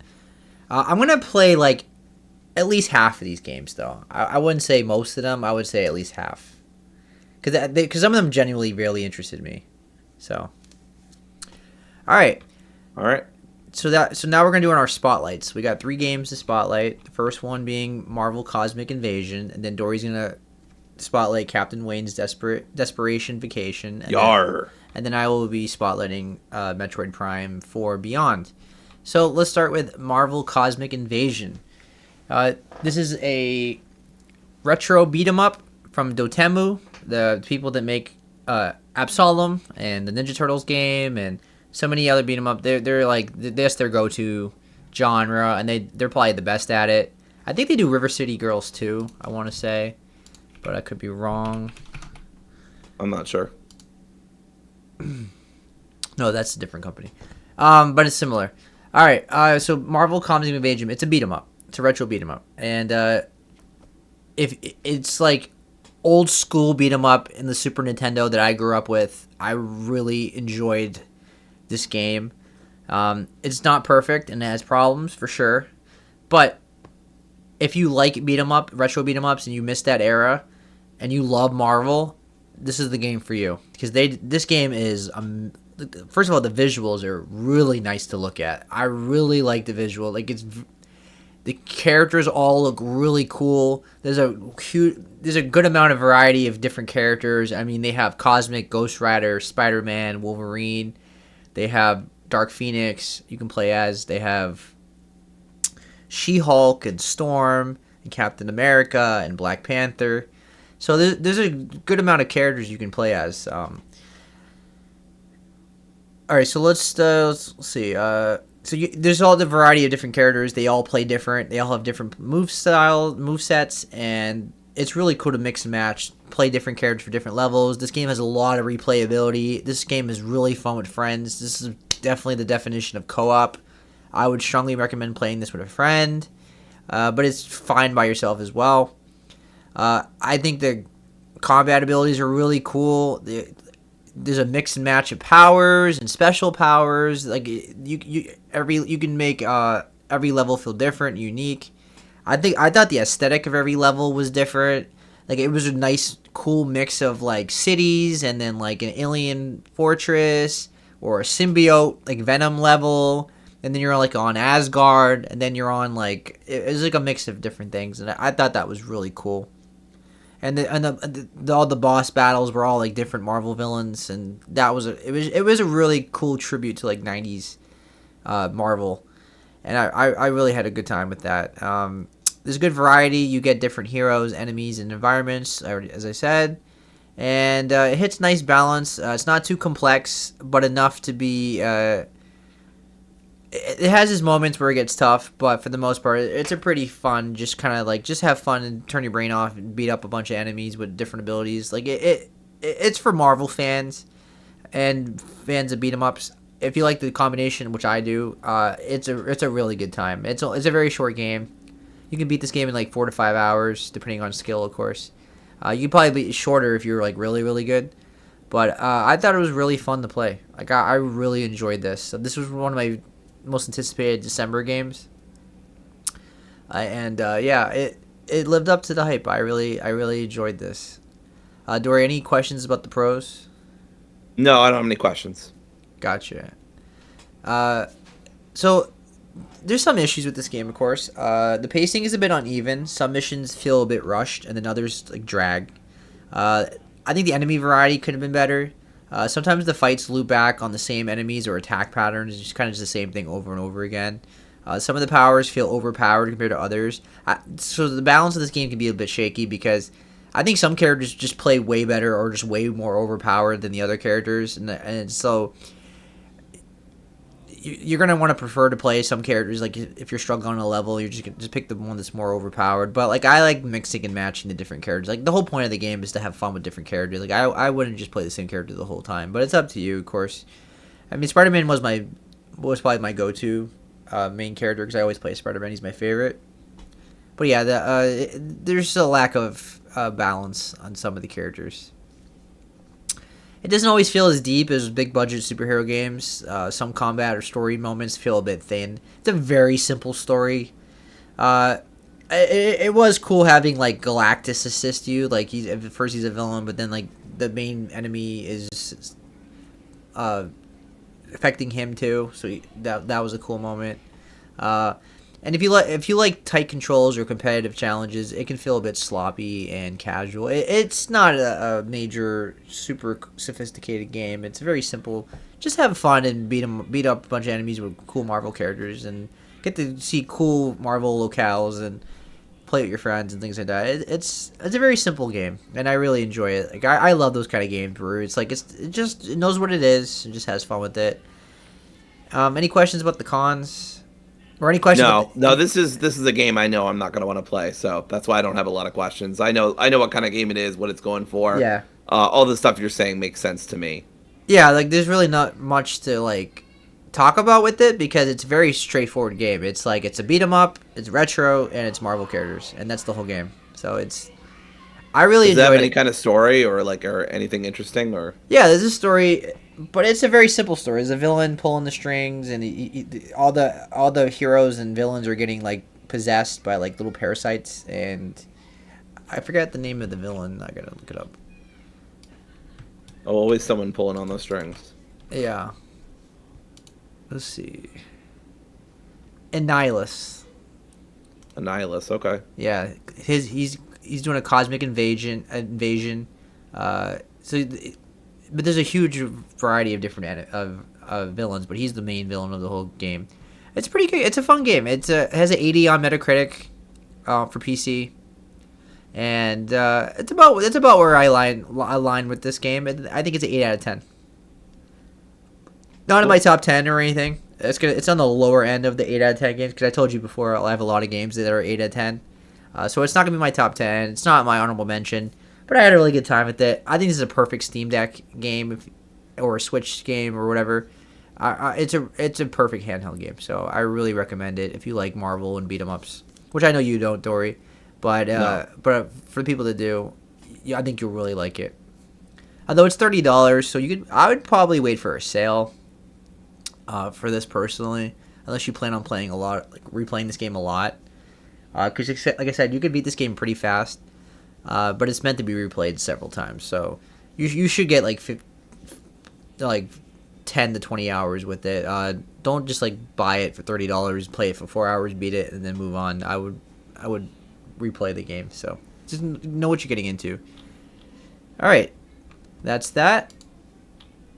Dory, you played and beat Captain Wayne's Desperation Vacation. Can you tell us about it, please? Yar! Strap up your sea legs, everybody, because Captain Wayne has lost access to his ship, and he's fucking pissed about it.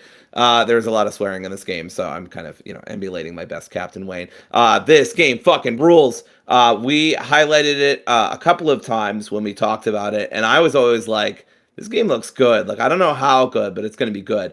This, no kidding, we had just said in the past episode, right before I started playing it, I was like, it's going to take something really strong to make my top 10. And then this one, it came within inches of dethroning whatever my number 10 is. Maybe Mafia or Shotgun Cop Man, I don't remember. But it came super close, and then a couple of difficulty spikes just wiped that from happening. But we'll talk about it. So, you are playing Captain Wayne. He has lost his ship. He's got to get it back. A detective is on the hunt for him. All of these enemies that, of course, he's had for millions of years. All the favorite villains that I won't rattle off, but it's Captain Wayne. He's had the same villains forever.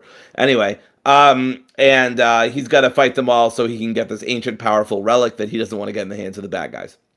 So anyway, none of that fucking matters. What really matters is you go boom, they blow up, then they die. It's a really, really, really fun Doom-esque. It's actually built on the old Doom engine. It's a modified version of the Doom engine. I think it's called ZD Doom or something, or Z Doom. This is a very retro style, pixel art styled gun FPS. It has Newgrounds-esque graphics, I would say, that kind of like mid 2000s grimy flash game graphics. The description on it's on sale right now, by the way, for $8.99. But it's an intense, fast action retro shooter about a sailor with a shotgun for an arm, which I can confirm. It's got hand drawn art style and gory gameplay, and it asks you if you're ready to raise anchor. So it's very good. It's very, very good. I'll go over the pros first, then we'll talk about some cons.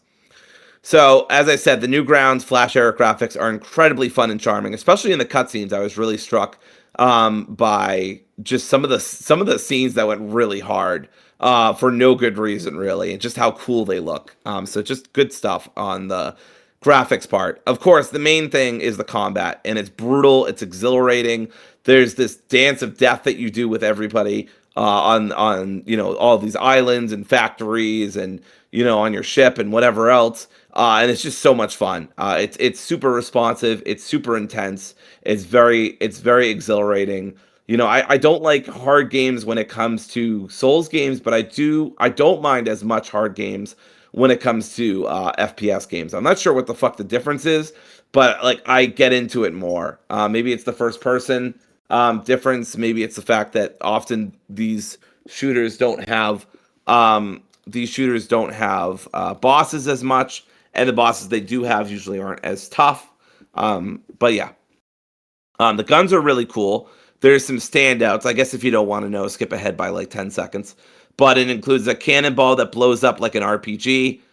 You can kind of flash the metal sign while you shock people to death. And then there are grenades that are just like explosive brews that you can throw at enemies. So if you've got good aim, that's like one of the best weapons in the game. The sound effects are a lot of fun. This is a kind of minor thing, but Captain Wayne will like pick up shrimp. He'll sip beer. He'll like take big jugs of beer and stuff like that. And all these little sound effects of like belching and sipping and like just like I don't know. It's just very it's very immersive, I guess, in a funny way. And shooting enemies, all the sound effects, the gore, the blood, just all that stuff works really well. Captain Wayne is just fun. He is cursing all the fucking time. He acts incredibly tough, but it's not I wouldn't say anything in this game is like toxic or whatever. It's very good natured, tough guy masculinity, right? And it is just fun to watch him kind of interact with other characters and act all tough and just be this big bearded sailor. Um, the bosses all felt fair. I never felt like I was being uh I don't know, railroaded into defeat, I guess is the phrase that comes to mind. I never felt like, oh, well, this is a boss I'm going to have to fight a million times. Honestly, the difficulty spikes I'm talking about aren't from bosses. They're from rooms of mundane enemies. And I say mundane, but I mean, there are some tough enemies in this game. I'll talk about a couple in particular that really grind my gears. But the soundtrack is so fun. It's just metal all the way down. It's just super fun. I think there's some techno stuff in there too. They are going to release the soundtrack separately at some point, so go check that out if you like it, like I did. But really good stuff. There's some sea shanties, of course. It's just really fun. Some of the visuals in the game, just visuals that make you go, "Damn, that's cool." Just really fun. I know I keep using this word, but fun and cool and fun. Uh, Various parts of this game that are just like you feel like a badass. You feel really awesome doing various things and fighting these enemies. Another great thing about this game, there are no difficulty settings, which is one of my cons, but you can quick save at any time, which is a huge lifesaver. Um, and then there are extra modes once you beat the game, and that includes an endless mode as well as I think like a kind of roguelike-ish mode. I don't know. I didn't play them. Once I was done with the campaign, I was like, I'm done. Seb, any questions about my pros? So it plays like old school Doom or Wolfenstein. Is that the best way? Yeah, I'd say more like Doom and Quake, but yes. Oh, Quake. Yeah. Okay. Yeah. I mean, maybe Wolfenstein too. I haven't played the older ones. I've only played the new Colossus one. Got you. That's what I'm talking about, like the '90s ones, but yeah, it's very fast paced, and I'm curious about the cons. So I'll let you talk about that first, and then I'll ask questions. I can get pretty upset at games sometimes. I try not to. I try to take deep breaths, take a break if I think to. A couple of these rooms, one of these rooms, I was crying. I was like, this is ridiculous. I literally took cover behind a chair in the like a throne chair in the room because I was very close to the end of the game. I was like, I don't understand how you're supposed to normally beat this game. There are enemies that shoot these tracking. I want to make it clear, this is a tough ass game. This is not for casual FPS people. If you like your Halos and your Call of Duties, good fucking luck. Like, and I'm not saying those games are for casuals necessarily, but like, it's just this game's intense. It's brutal. If you stand still for even like 5 seconds, you're dead. So I do not recommend this game except to people who like me are like sickos for FPS games. I love those like really intense, high octane shooter games. Like I Am Your Beast, right? I also really enjoyed that, and that's kind of similar. And then it's just there's another part too early, like mid part of the game where you have to like rescue this character, and it's just so difficult. There's just so many enemies that come up on you. I would say there are two stress points. And I always give games like a mulligan, right? Like if there's like one room that I think is like unbalanced or one boss that I think is, I'm like, all right, everybody makes mistakes. Devs have a hard job. I don't envy them, yada, yada, right? And then, but it happened twice. And I was like, this is intentional. Like it's supposed to be this hard. And honestly, it was messed up too because both those levels, I didn't have that much trouble up until when I got to those. So it kind of lured me into a false sense of security. And then I just got fucking in the spirit of Captain Wayne, but in a different way, got fucking hammered. And just lost. And it was agonizing. I did eventually pull through, but I mean, I cheesed the hell out of it. I mean, I hid behind cover, which you're not really supposed to do in this game. You're supposed to always be moving. I used every single weapon I could think of.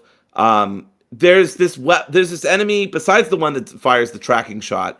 There's also an enemy that it's like this alien creature, and basically it has this one-shot kill mechanic where it's like if it sees you and you don't get out of the way, then you take massive damage, and then basically it's a one-shot kill after that. the most frustrating, and I must have died so many times to this enemy because, especially in the first room where there was a difficulty spike, it was a big room, and so I was panicking. I'm like, I can't find this enemy, and I'm basically under like a time pressure to find it before it one shots me, or before somebody one shots me after it reduces me to like one, right? And so it was so frustrating. I was like, I can't find this enemy. I'm already stressed because a bunch of other enemies are shooting at me, and now this new one has been like warped in. So there's just a couple rooms, and not bosses. The bosses are fine. None of them. That's the other part that kind of grinds my gear. At least if you're going to have a really tough game, like I feel like it should be the bosses that are that tough. But no, it was the rooms of minions that killed me more than anything. I honestly found most of the boss fights perfectly well balanced. Like they weren't easy, maybe relative to some of the rooms they were easy, but they always felt fair and challenging. Some of the rooms were not fair.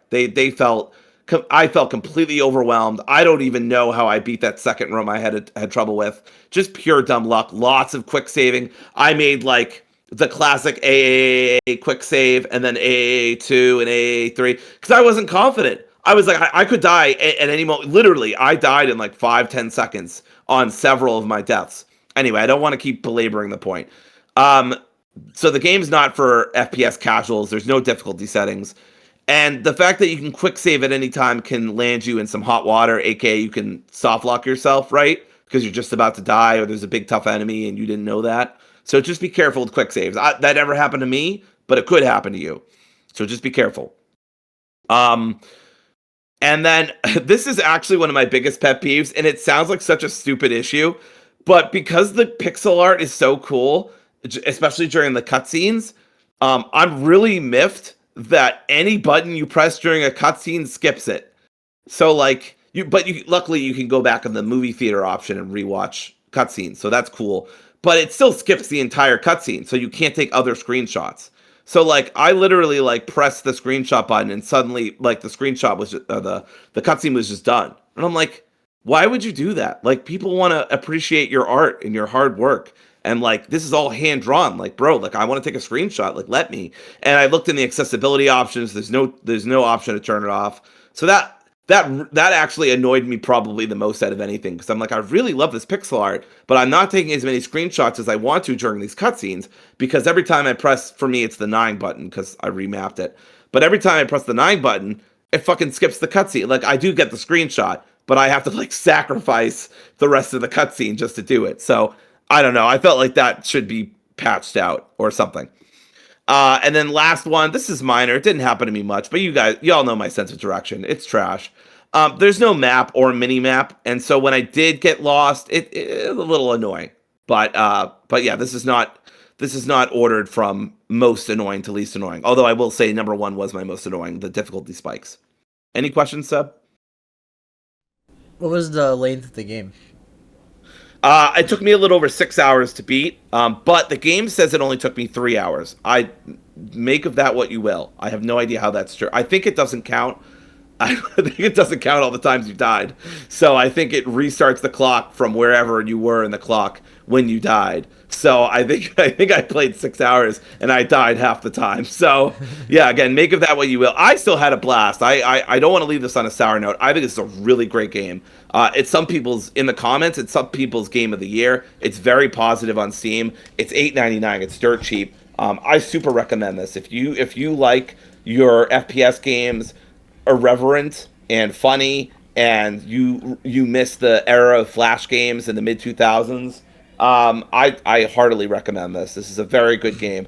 It just unfortunately has some parts that I think either could be better optimized or the devs need to make some balancing patches or something, right? They need to do something because it's just too hard, at least in a couple points. Elsewhere, everywhere else, it's fine. It's challenging, but it's fair. I mean, I hate that one enemy that basically one-shots you.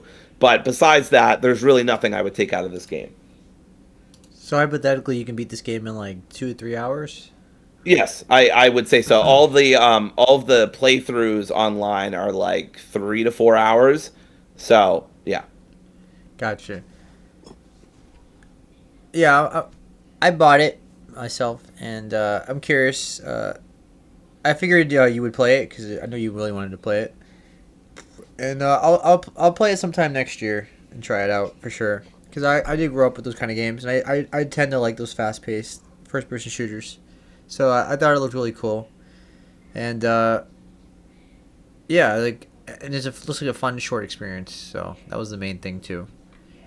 All right, anything else before we move on to the last topic? Just look at my dog Xena. She's very cute. That's about it. All right, so let's move on to the last topic of the night, which is Metroid Prime 4 Beyond. It's our main topic and the thumbnail. So Metroid Prime 4 is finally here. Metroid Prime is a major franchise for my generation. We grew up. If you grew up in the GameCube era, as I did, and it's always been a really high quality series. Unfortunately, the reviews of this one have been the worst in the series.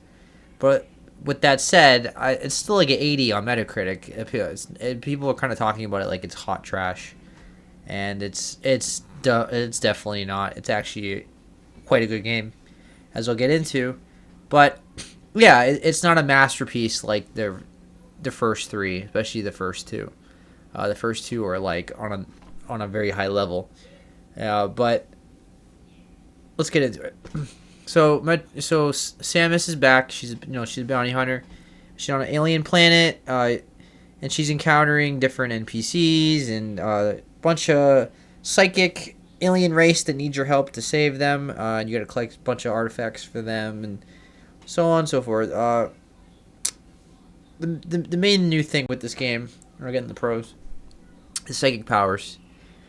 You mix up the psychic powers with the aiming, and I actually quite like it. I enjoy the psychic powers. You can shoot with telekinesis, and I think the precision feels fresh and satisfying. For example, there's a power where like you hold down the psychic power, you shoot the laser, and the laser then you guide the laser, kind of like in Batman, you throw the batarang, and then you control the batarang in motion.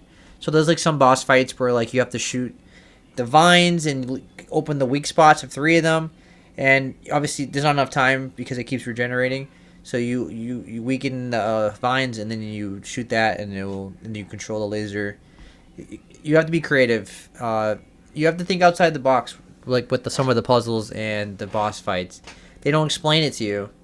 Now they do explain a lot of things to you. We'll get into, which could be a con for some people, but a lot of times we're like you have to there's a door, and you have to do something, and you have to think outside. You have to think about your powers. Like, what power do I have that will make this door open, or what power do I need to use to fight this boss, or whatever. And you have to think like that. Not everything's explained to you. The environments of this game are beautiful. This game is very pretty. This is one of the best looking Nintendo games ever made. The environments are absolutely gorgeous. There's lush worlds, there's tight environments, and it has that classic, Metroid sense of exploration. There is moments where like in the background it's like Uncharted level. It's like, wow, that looks really pretty. The only time the visuals look bad, and they look pretty bad, is when you're on the motorcycle and you're in the wasteland area. Yeah, there's a definite drop off. But when you're in the actual like linear sections, it's a beautiful looking game. This is one of the best looking Nintendo games ever made. It is gorgeous, especially on a 4K TV, on a Switch 2. I mean, I know this game. I've heard this game runs really well on the Switch 1 and everything. It really is a Switch 1 game, first and foremost. But man, on a 4K television on a Switch 2, this is a pretty looking game. It has the old school scanning and visor mechanics. They're back, and it gives that like the signature Prime investigating vibe. You can scan like everything, and it will always give you a detail about the whatever you're scanning. There's a good balance of action and exploration. There's intense fights and rewarding exploration. Like it's like every Metroid, right? Like there's secrets around, and like if you just come up with something creative, destroy a certain wall, create a certain platform, they'll have like extra bonuses that you can collect, like extra missiles or upgrades for your character, for Samus. And so it really is a 3D Metroidvania. I mean, Metroid's in the name, right? Metroidvania. That's what Metroid Prime is. It's a Metroidvania, but in a 3D first person shooter space. So it's a nice mixture of exploration and combat. So if you like exploring and you like those Metroidvanias, or you like games where the antithesis of Dory, of sense of direction, and and you don't get lost and things like that, you'll like this game. There's it's like typical Metroid Prime is a lot of backtracking, for the good and the bad, and that's I mean, it's a Metroid game. That's what people want. They want a game where you can explore. The controls and the modern updates make traversal and combat feel smoother than many older Metroid games. So, it plays very modern. It feels like a modern game, and it's very comfortable to play. I would say this game is on the easier side for sure. It's modern in the sense, for the good and the bad, depending on who you're talking to. This game does hold your hand in terms of like there's more characters that explain things to you. There's NPCs that explain to you a lot. It's kind of like Horizon or like God of War or something, where like Atreus will explain to you, "Hey, shoot that thing over there," that kind of thing. So that's in this game, which is just part of modern game design for the good and the bad, depending. It's very subjective. But overall, it feels really nice to play, but it is easy. I was I feel like the original Metroid Prime was way harder. Just the era of GameCube was a lot harder. They didn't explain nothing to you. Dory and I both needed a walkthrough when we played the remastered. I haven't needed a walkthrough for this one really at all. So there's that. I'm not saying my sense of direction is great either. My sense of direction is definitely better than Dory's. She would get lost on a linear street, but I would, and probably have. yeah. But this game is like pretty straightforward, I feel like. I mean, I'm not like near the end or anything, but I've never felt like I have nowhere to go. I have no idea where to go. There's some parts where like, okay, where do you want me to go in this area? And I have to like, then I realize, oh, I scan this, and then I figure it out. It takes me like 5 minutes to figure it out. It's nothing crazy. But yeah. Any questions about the pros? Dory. No, I don't have any questions. Once you're done with the cons, I'll probably go off about like why I didn't buy this and Okay. various things. But yeah, go for the cons. That's more what I want to talk about. Yeah, so the addition of psychic powers in modern gameplay feels a bit different. So this is not gonna really be was it relevant to you, Dory? But for the old school fans, it strays away from what made Prime special. I think psychic powers are going to be somewhat divisive for fans, depending on how much history you have with Metroid. I always liked Metroid. I have a Samus shirt on right now. I quite enjoyed Metroid. I played a lot of games, but I'm not like a super fan. I'm not like passionate about it. I'm not like defensive about it, kind of thing. So to me, it's fine. It feels fine as a modern game. So it's not my con, but just keep that in mind. This game is going to be divisive for old school fans. The tone is more chatty and story driven. So this game feels more like a PS4 cinematic Sony game. Honestly, like if you play the original Metroid Prime trilogy, there was really no dialogue. Everything was kind of just visual and like the mystery, and you kind of just discovered the story through the lore and I've heard some people say there was some dialogue in Metroid Prime 3, but I mean it wasn't as not like this much as this one. This is like straight up. This is straight up like a Sony game, which personally doesn't bother me. Like, yes, the NPCs, some of them are quite annoying, but I do think the internet's exaggerating. Like, it's really not like, it's not Jar Jar Binks bad. It's not great, but it's not, the internet thinks everything's the worst thing ever too. It's tolerable is the best way I can describe it. It's all right. But it's definitely like this character is trying too hard to be quirky and goofy, and they probably shouldn't have put this character in here. It really doesn't add anything to it. Like I don't think the character we're all thinking of is like in the beginning, and I don't think this person really adds anything to the game. Like I feel like it's just like, why did you even include this person? Like because you hang out with this person for like 10 minutes and they hold their own, but really I'm doing all the work and shooting all the enemies, and then like we break up, and then they stay in the hub area and I go out and do whatever. So like what was the point of even including this character if he's barely with me anyway? So like it's just that kind of stuff. I don't really understand that. I think also it's partly the over tutorialization that Nintendo loves doing, especially in Pokemon games. Oh yeah. I think that's really why they put Miles in the game, is just like and I'm not defending it because I probably am harsher on it than you are. Yeah. But I think that was the intent. I think they could have done it so many other ways that were better. I mean, it gives me like flashbacks to Skyward Sword, and like there are better ways to tutorialize in this. Yes. So if you like the silence and like isolated mood of Metroid, you're not going to like these chatty NPCs, because there's a lot of NPCs in this game that talk. There's a lot of like soldier characters. Like it's kind of like playing Halo, where like when you're like Master Chief, when you show up, everybody's like, "Oh shit, it's Master Chief!" And like when Samus shows up in the room, everybody's like, "Oh shit, it's Samus," because she's like a household name and everything. And it's kind of nice seeing Samus get appreciated and kind of being like that Master Chief in the room where everybody's like really impressed and excited that she's hanging out with them and helping them or whatever. But it does feel different than other Metroid games. So yes, that one NPC is annoying, but the other characters are just kind of, you know what I'm talking about, Dory? You know when you play like Doom Eternal, it's kind of like that. So if you found that annoying, where like when the Doomslayer walks in the room, everybody's like scared, and he kind of just like grabs the guy's face and then just like slams it on, and like just uses him as a key card and then throws him out of the way.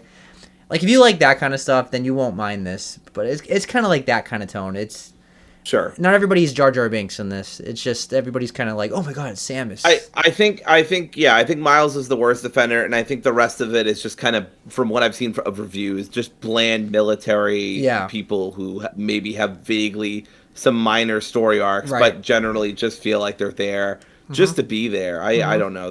It's worth noting this game went through development hell, so the fact that we got it all is a miracle. It's been 8 years or something like that. Yeah. So it is. I am happy for the Metroid fans that the game came out, but yeah, there's a lot here that that I want to go into once you're done with the cons. This just feels like this game feels like it has a lot of Western influence, where it feels like something Bethesda made, is the best way I can describe it. This feels like a Wolfenstein, Doom, or Halo.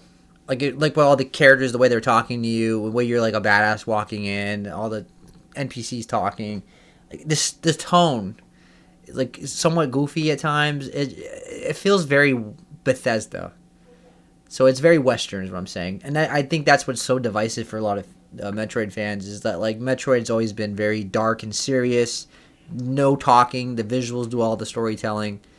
This just feels like more like Halo. All right, there's openish areas and looser design sometimes makes the world feel less tightly structured than classic entries. I really don't like the motorcycle sections. I think they should not have been included at all. I had this fear when we talked about the previews, as I told you, Dory, and I said it's going to be very similar to Gears 5, where I feel like the vehicle sections just felt tacked on, and that's exactly what it is in this game. I feel like the vehicle sections served no purpose, and I think they should have been left out. And the game looks worse with them too. It gets like almost Pokemon Violet and Scarlet, or no, Pokemon Sword and Shield bad with the visuals. It looks like it's just a huge step down from the more linear levels in the game. I really would not have included it. Yeah, it's cool to see Samus on a motorcycle, and you could have did some motorcycle sections that were like maybe like Final Fantasy VII, where it was like scripted or something. You know what I mean, Dory? Like when Cloud's on a motorcycle, it's scripted.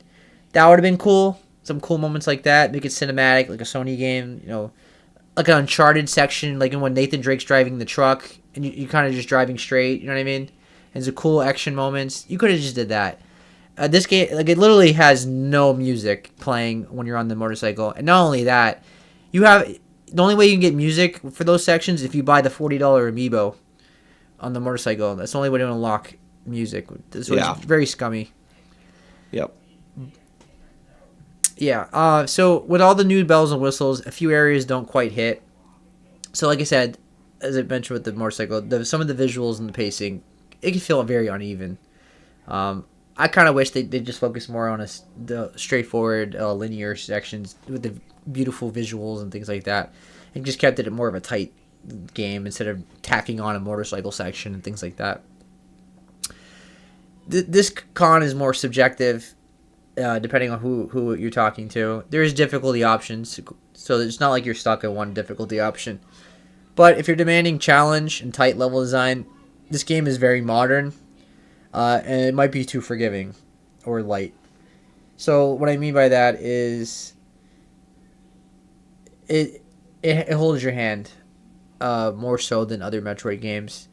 It feels like Horizon or God of War, where like someone explains to you, "Oh, you shoot that box," and you know, kind of mean they're telling you what to do. And I think this game is pretty easy.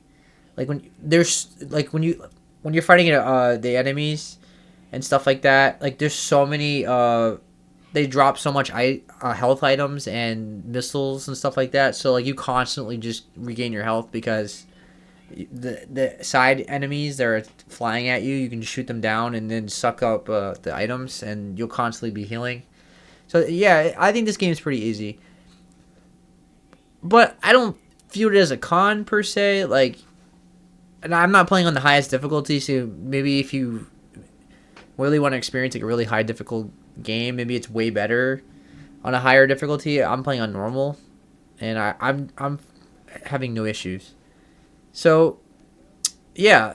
So wrap up my cons. Really, it's just a matter of it's subjective, but I think the NPC thing could have been tamed a bit, and I think they could have cut out the driving sections completely. And I think they should have focused more on the cinematic, linear sections and just made it more of a linear exploration, but like more of a crafted world, like a map, rather than like these just bland like overly done, bad looking areas where you're driving around a bland wasteland. It has some of that bloat that modern games have. Basically, what happened with this game is that Metroid Prime trilogy is like one of the greatest trilogies ever in games, and they brought it into the modern 2025 gaming space, AAA space, where they hold your hand a lot. There's a lot of dialogue, a lot of talking, and it's very cinematic. And that's what makes this game so divisive. It's gonna piss off more of the hardcore fans, because Metroid's already a smaller IP. Samus and Metroid are huge names, but these games have never been big sellers ever. So, only a few select people buy these games. Honestly, it's getting Even more. It's even getting more Dread popular. didn't sell. Even Dread didn't sell that well, right? Right, and that was the highest selling game. It was like a couple million, I want to say. Yeah. So Metroid's kind of like Silent Hill, where it's like everybody knows what Silent Hill is. It doesn't mean everybody's buying it. So, Yep. any All right, questions? well, so Yeah. yeah, I don't have any questions. So here's my rant, right? Sure. So I didn't buy Metroid. I probably won't buy it for a long time. I think part of my reasoning is the price tag, right? $70 is a lot to ask me right now. Christmas is right around the corner. I'm shelling out a lot of money for that. Kim and I are going to a trip. Some personal stuff Right. is going on this month, right? So I think that's part of it. The cost, I just can't justify spending $70. But Yeah. I also can't justify spending $70 on a franchise that I have to be real with you, I'm not super invested in as a person, right? You talk about people not buying these games. The only games I ever bought was Metroid Prime 3 Corruption for the Wii, and I didn't even buy it. My mom bought it for me because I was a teenager and I didn't have any money. And then Hunters, same story, right? So I've never bought a Metroid game for my own hard-earned money, mostly because they almost never come out. And then the last one that came out, Dread, didn't appeal to me at all, right? Because I didn't like the idea of the one-hit kill and stuff like that. I thought it was very technically impressive. But anyway, so it's just not a series that I I'm super invested in it. And to ask me for $70, I'm like, sure, if it's like a strong 8 or a 9, I might be there, right? Because I love the combat, I love the shooting. I think the exploration is actually fun, and I don't mind using a guide to make sense of things. That's what I did with the remaster. But Yeah. here's my problem, right? If I thought the remaster, and it is going to piss a lot of people off, but it's my opinion, and I played the whole game, I'm entitled to it. If I thought the remaster of Metroid Prime 1 was an 8 out of 10, and that's what I thought. I thought it was a 4. I thought it was a solid game, and people are like, this is a masterpiece. This is incredible. And then for the new game, they're like, this is the worst Metroid game ever. It's or so far in the quadrilogy. It's pretty good or great, but it's not amazing. Like, I saw even a couple 3 out of 5s, which I think is probably too harsh. If Yeah. people are saying that, I'm like, well, what am I gonna think, right? If I think the remaster of the first game, which a lot of people say is like the best one, or people obviously disagree. Some people think 2 or 3 is the best one, and I Yeah. loved 3 as a kid.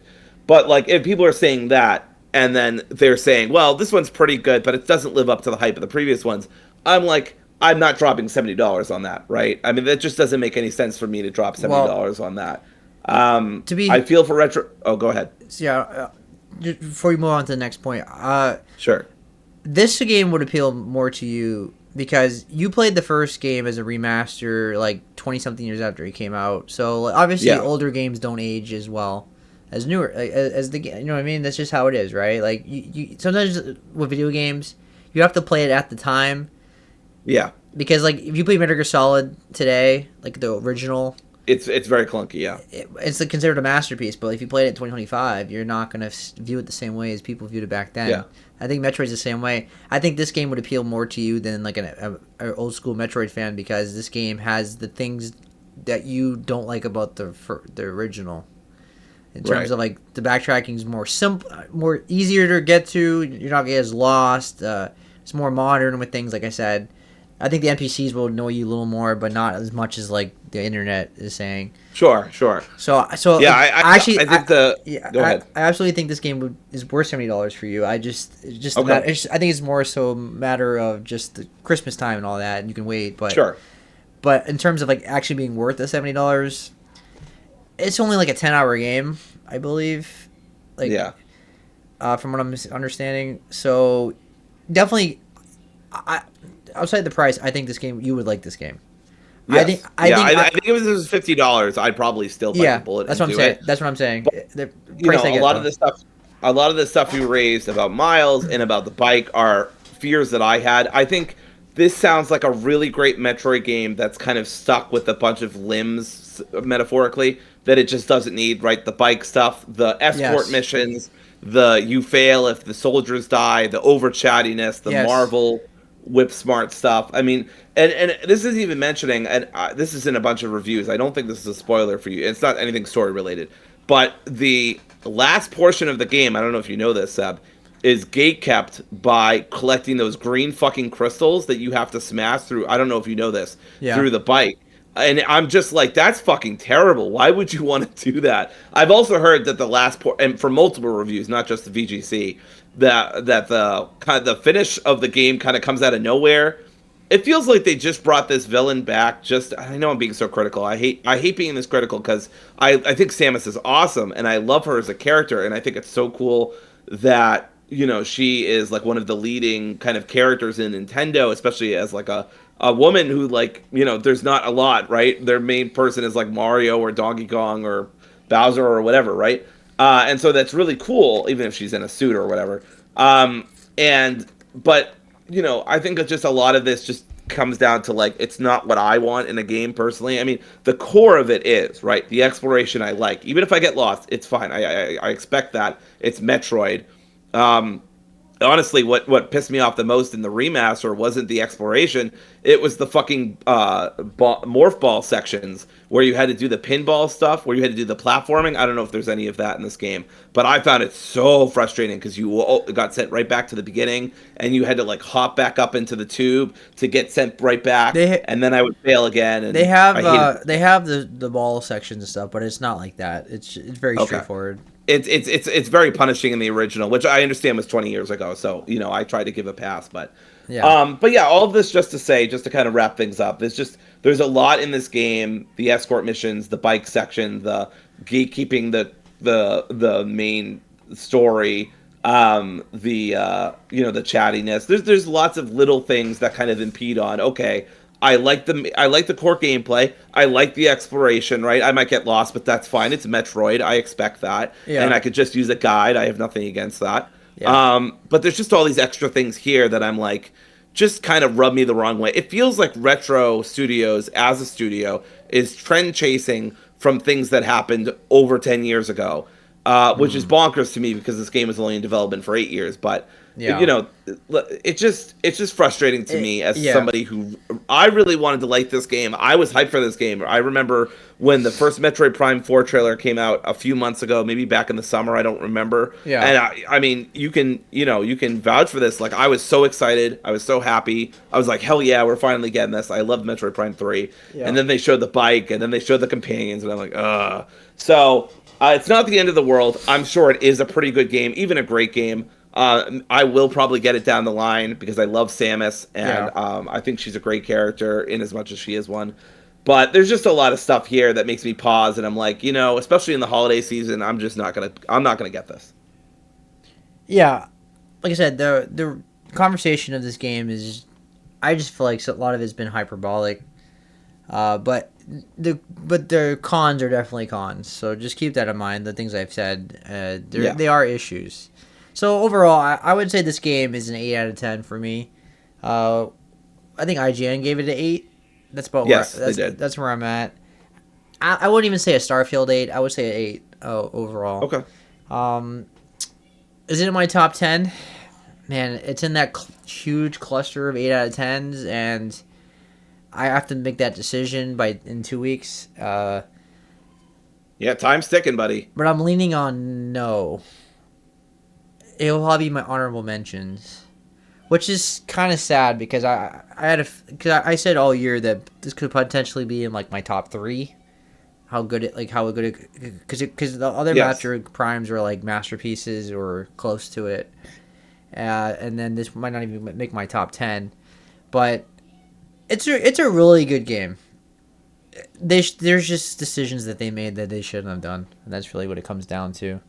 There's so many Yeah. tacked on sections, especially. I remember you saying that it was gonna have high 80s, but yeah, it's a solid Yeah, on Metacritic. It is a low 80. That's kind of wild. yeah. I know it's gonna I was yeah, like, I think it's gonna get low to mid 80s, and you're like, nah, it's gonna get like low yeah. 90s to upper 80s, and Yeah, I thought it was gonna be in yeah, the high 80s. Like I knew it was gonna be in the 80s.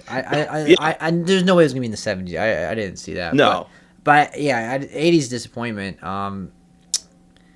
Yeah,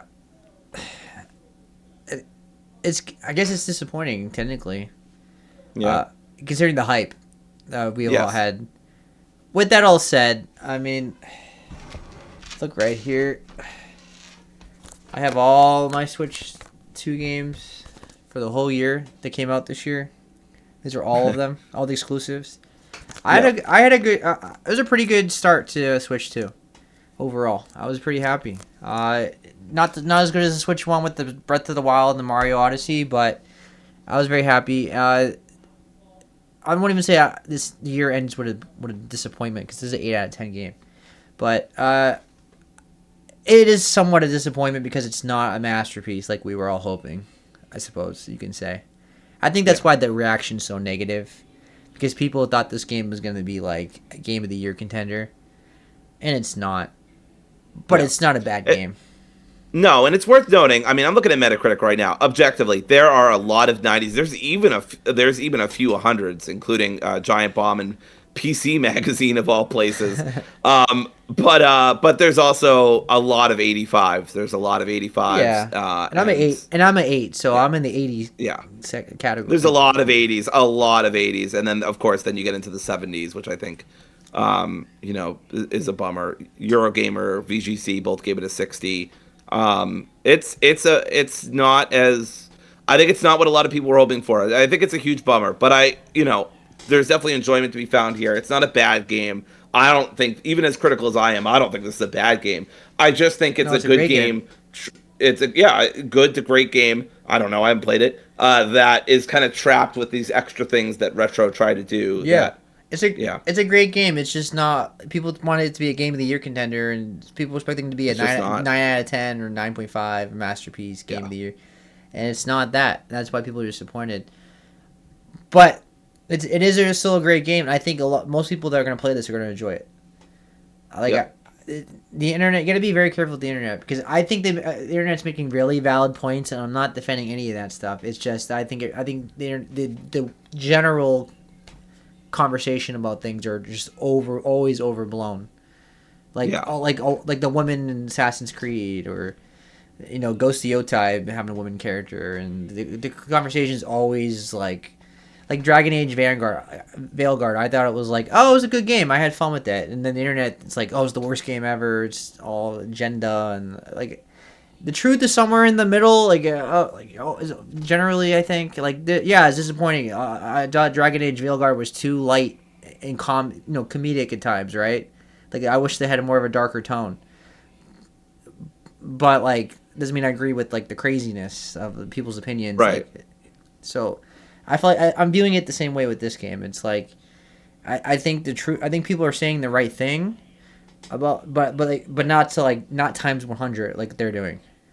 Yeah, It's not killing the franchise. It's not like, oh my god, it's such a huge disappointment. This is the most disappointing game of the year. It's nothing like that. It's a great game. yeah. It's just not a game of the year contender. So that concludes our topic. Unless you have anything else to say, but I think that's No, it. I think I've ranted enough. Yeah. So that was our last normal episode of the year. Next 2 weeks, we're going to talk about the Game Awards, of course. The Game Awards is on Thursday, December 11th. It's going to be a very busy day. We'll probably do a reaction to it and all that, with people. We'll see how we're going to do it. We'll plan all that out. And then the week after that is our top 10 games of 2025, and that's what we conclude the year with. We'll take 1 week off for New Year's, and then we'll be back in January to talk about our most anticipated games of 2026. Can you believe it? Once we get to January, this will be our 6th year doing podcasts. So it's insane. Wow.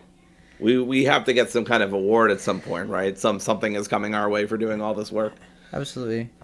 But we found such a nice groove that it's really not that much work anymore. No, it really is. It used to be such a nightmare to plan and all that edit. Now it's like a piece of cake. Now it's just a matter of we just talk and then. You know what we should do for the top 10? We should say in all caps, "You'll never believe what's number one." Big picture. One of us completely changes our mind, and it's That's right. It's not Expedition 33. It's something else. That's right. I've actually decided it's Blueprints. It's Metroid Prime. Shocker. That's right. It's Metroid Prime 4. Yeah, it's Donkey Kong. Oh, boy. It's Donkey Kong. Donkey Kong Bonanza. God damn it. No, not even. I wish they had It's put the that on HD Switch one. 1. It's the other one, the HD one that they remastered. It's like some bullshit. Oh, the Donkey Kong Countries. Yeah, just pick something very niche, like some indie game, it has 5 reviews on Steam. Yeah. Be that. So Shotgun Cop Man. Yeah, that's game of the year. Honestly, it was pretty high on my list for a good solid month or two. I was like, this game fucking rules. I still gotta play that. Games came out. Yeah, I guess it's really good. And that comes from somebody who's not a huge precision platformer kind of person, but I feel like it's very forgiving. Yeah, I'm good. And I had a couple problems with some boss fights that I thought were a little repetitive, and I think the final boss is it needed another checkpoint or two. Yeah, but I think in general, and that's the same for my friend Pedro. But it's very good. I think it's better than my friend Pedro. That's my hot take. Yeah, I've been getting into a very indie itch recently. I've been playing a lot of indie games randomly. I beat Ann Roger, and then I'm 7 hours into Until Then, and I'm so excited for you. Oh ho ho! You are playing Until Then. I love Kathy so much. I love Kathy so much. She's so great. All right. Well, that concludes probably our longest episode of the year. I want to say we're almost. It's got to be up there, right? We spent an hour. And I do all the timestamps, just do behind the scenes stuff, and we spent an hour and 15 just on the indie showcase. So we're almost at 3 hours. So yeah, probably our longest episode we ever done. But again, I gotta go walk Xena, so we gotta get out of here. But it's our, like I said, last regular episode of the year. So Yeah, thanks so for, I don't mind going out with a bang. yeah. So thanks for watching, everybody. We'll see you next week, and we'll talk just pretty about all about the Game Awards. That's pretty much the only topic we're gonna have next week. Yeah, That's gonna take up like 2 hours alone. yeah. All right.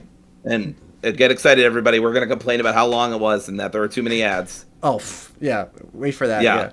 Yeah. I was bored through half of it. I wanted to go. I wanted to kill. Wanted to kill myself. I was bored through half of it. The audience was like, "Wrap it up, please."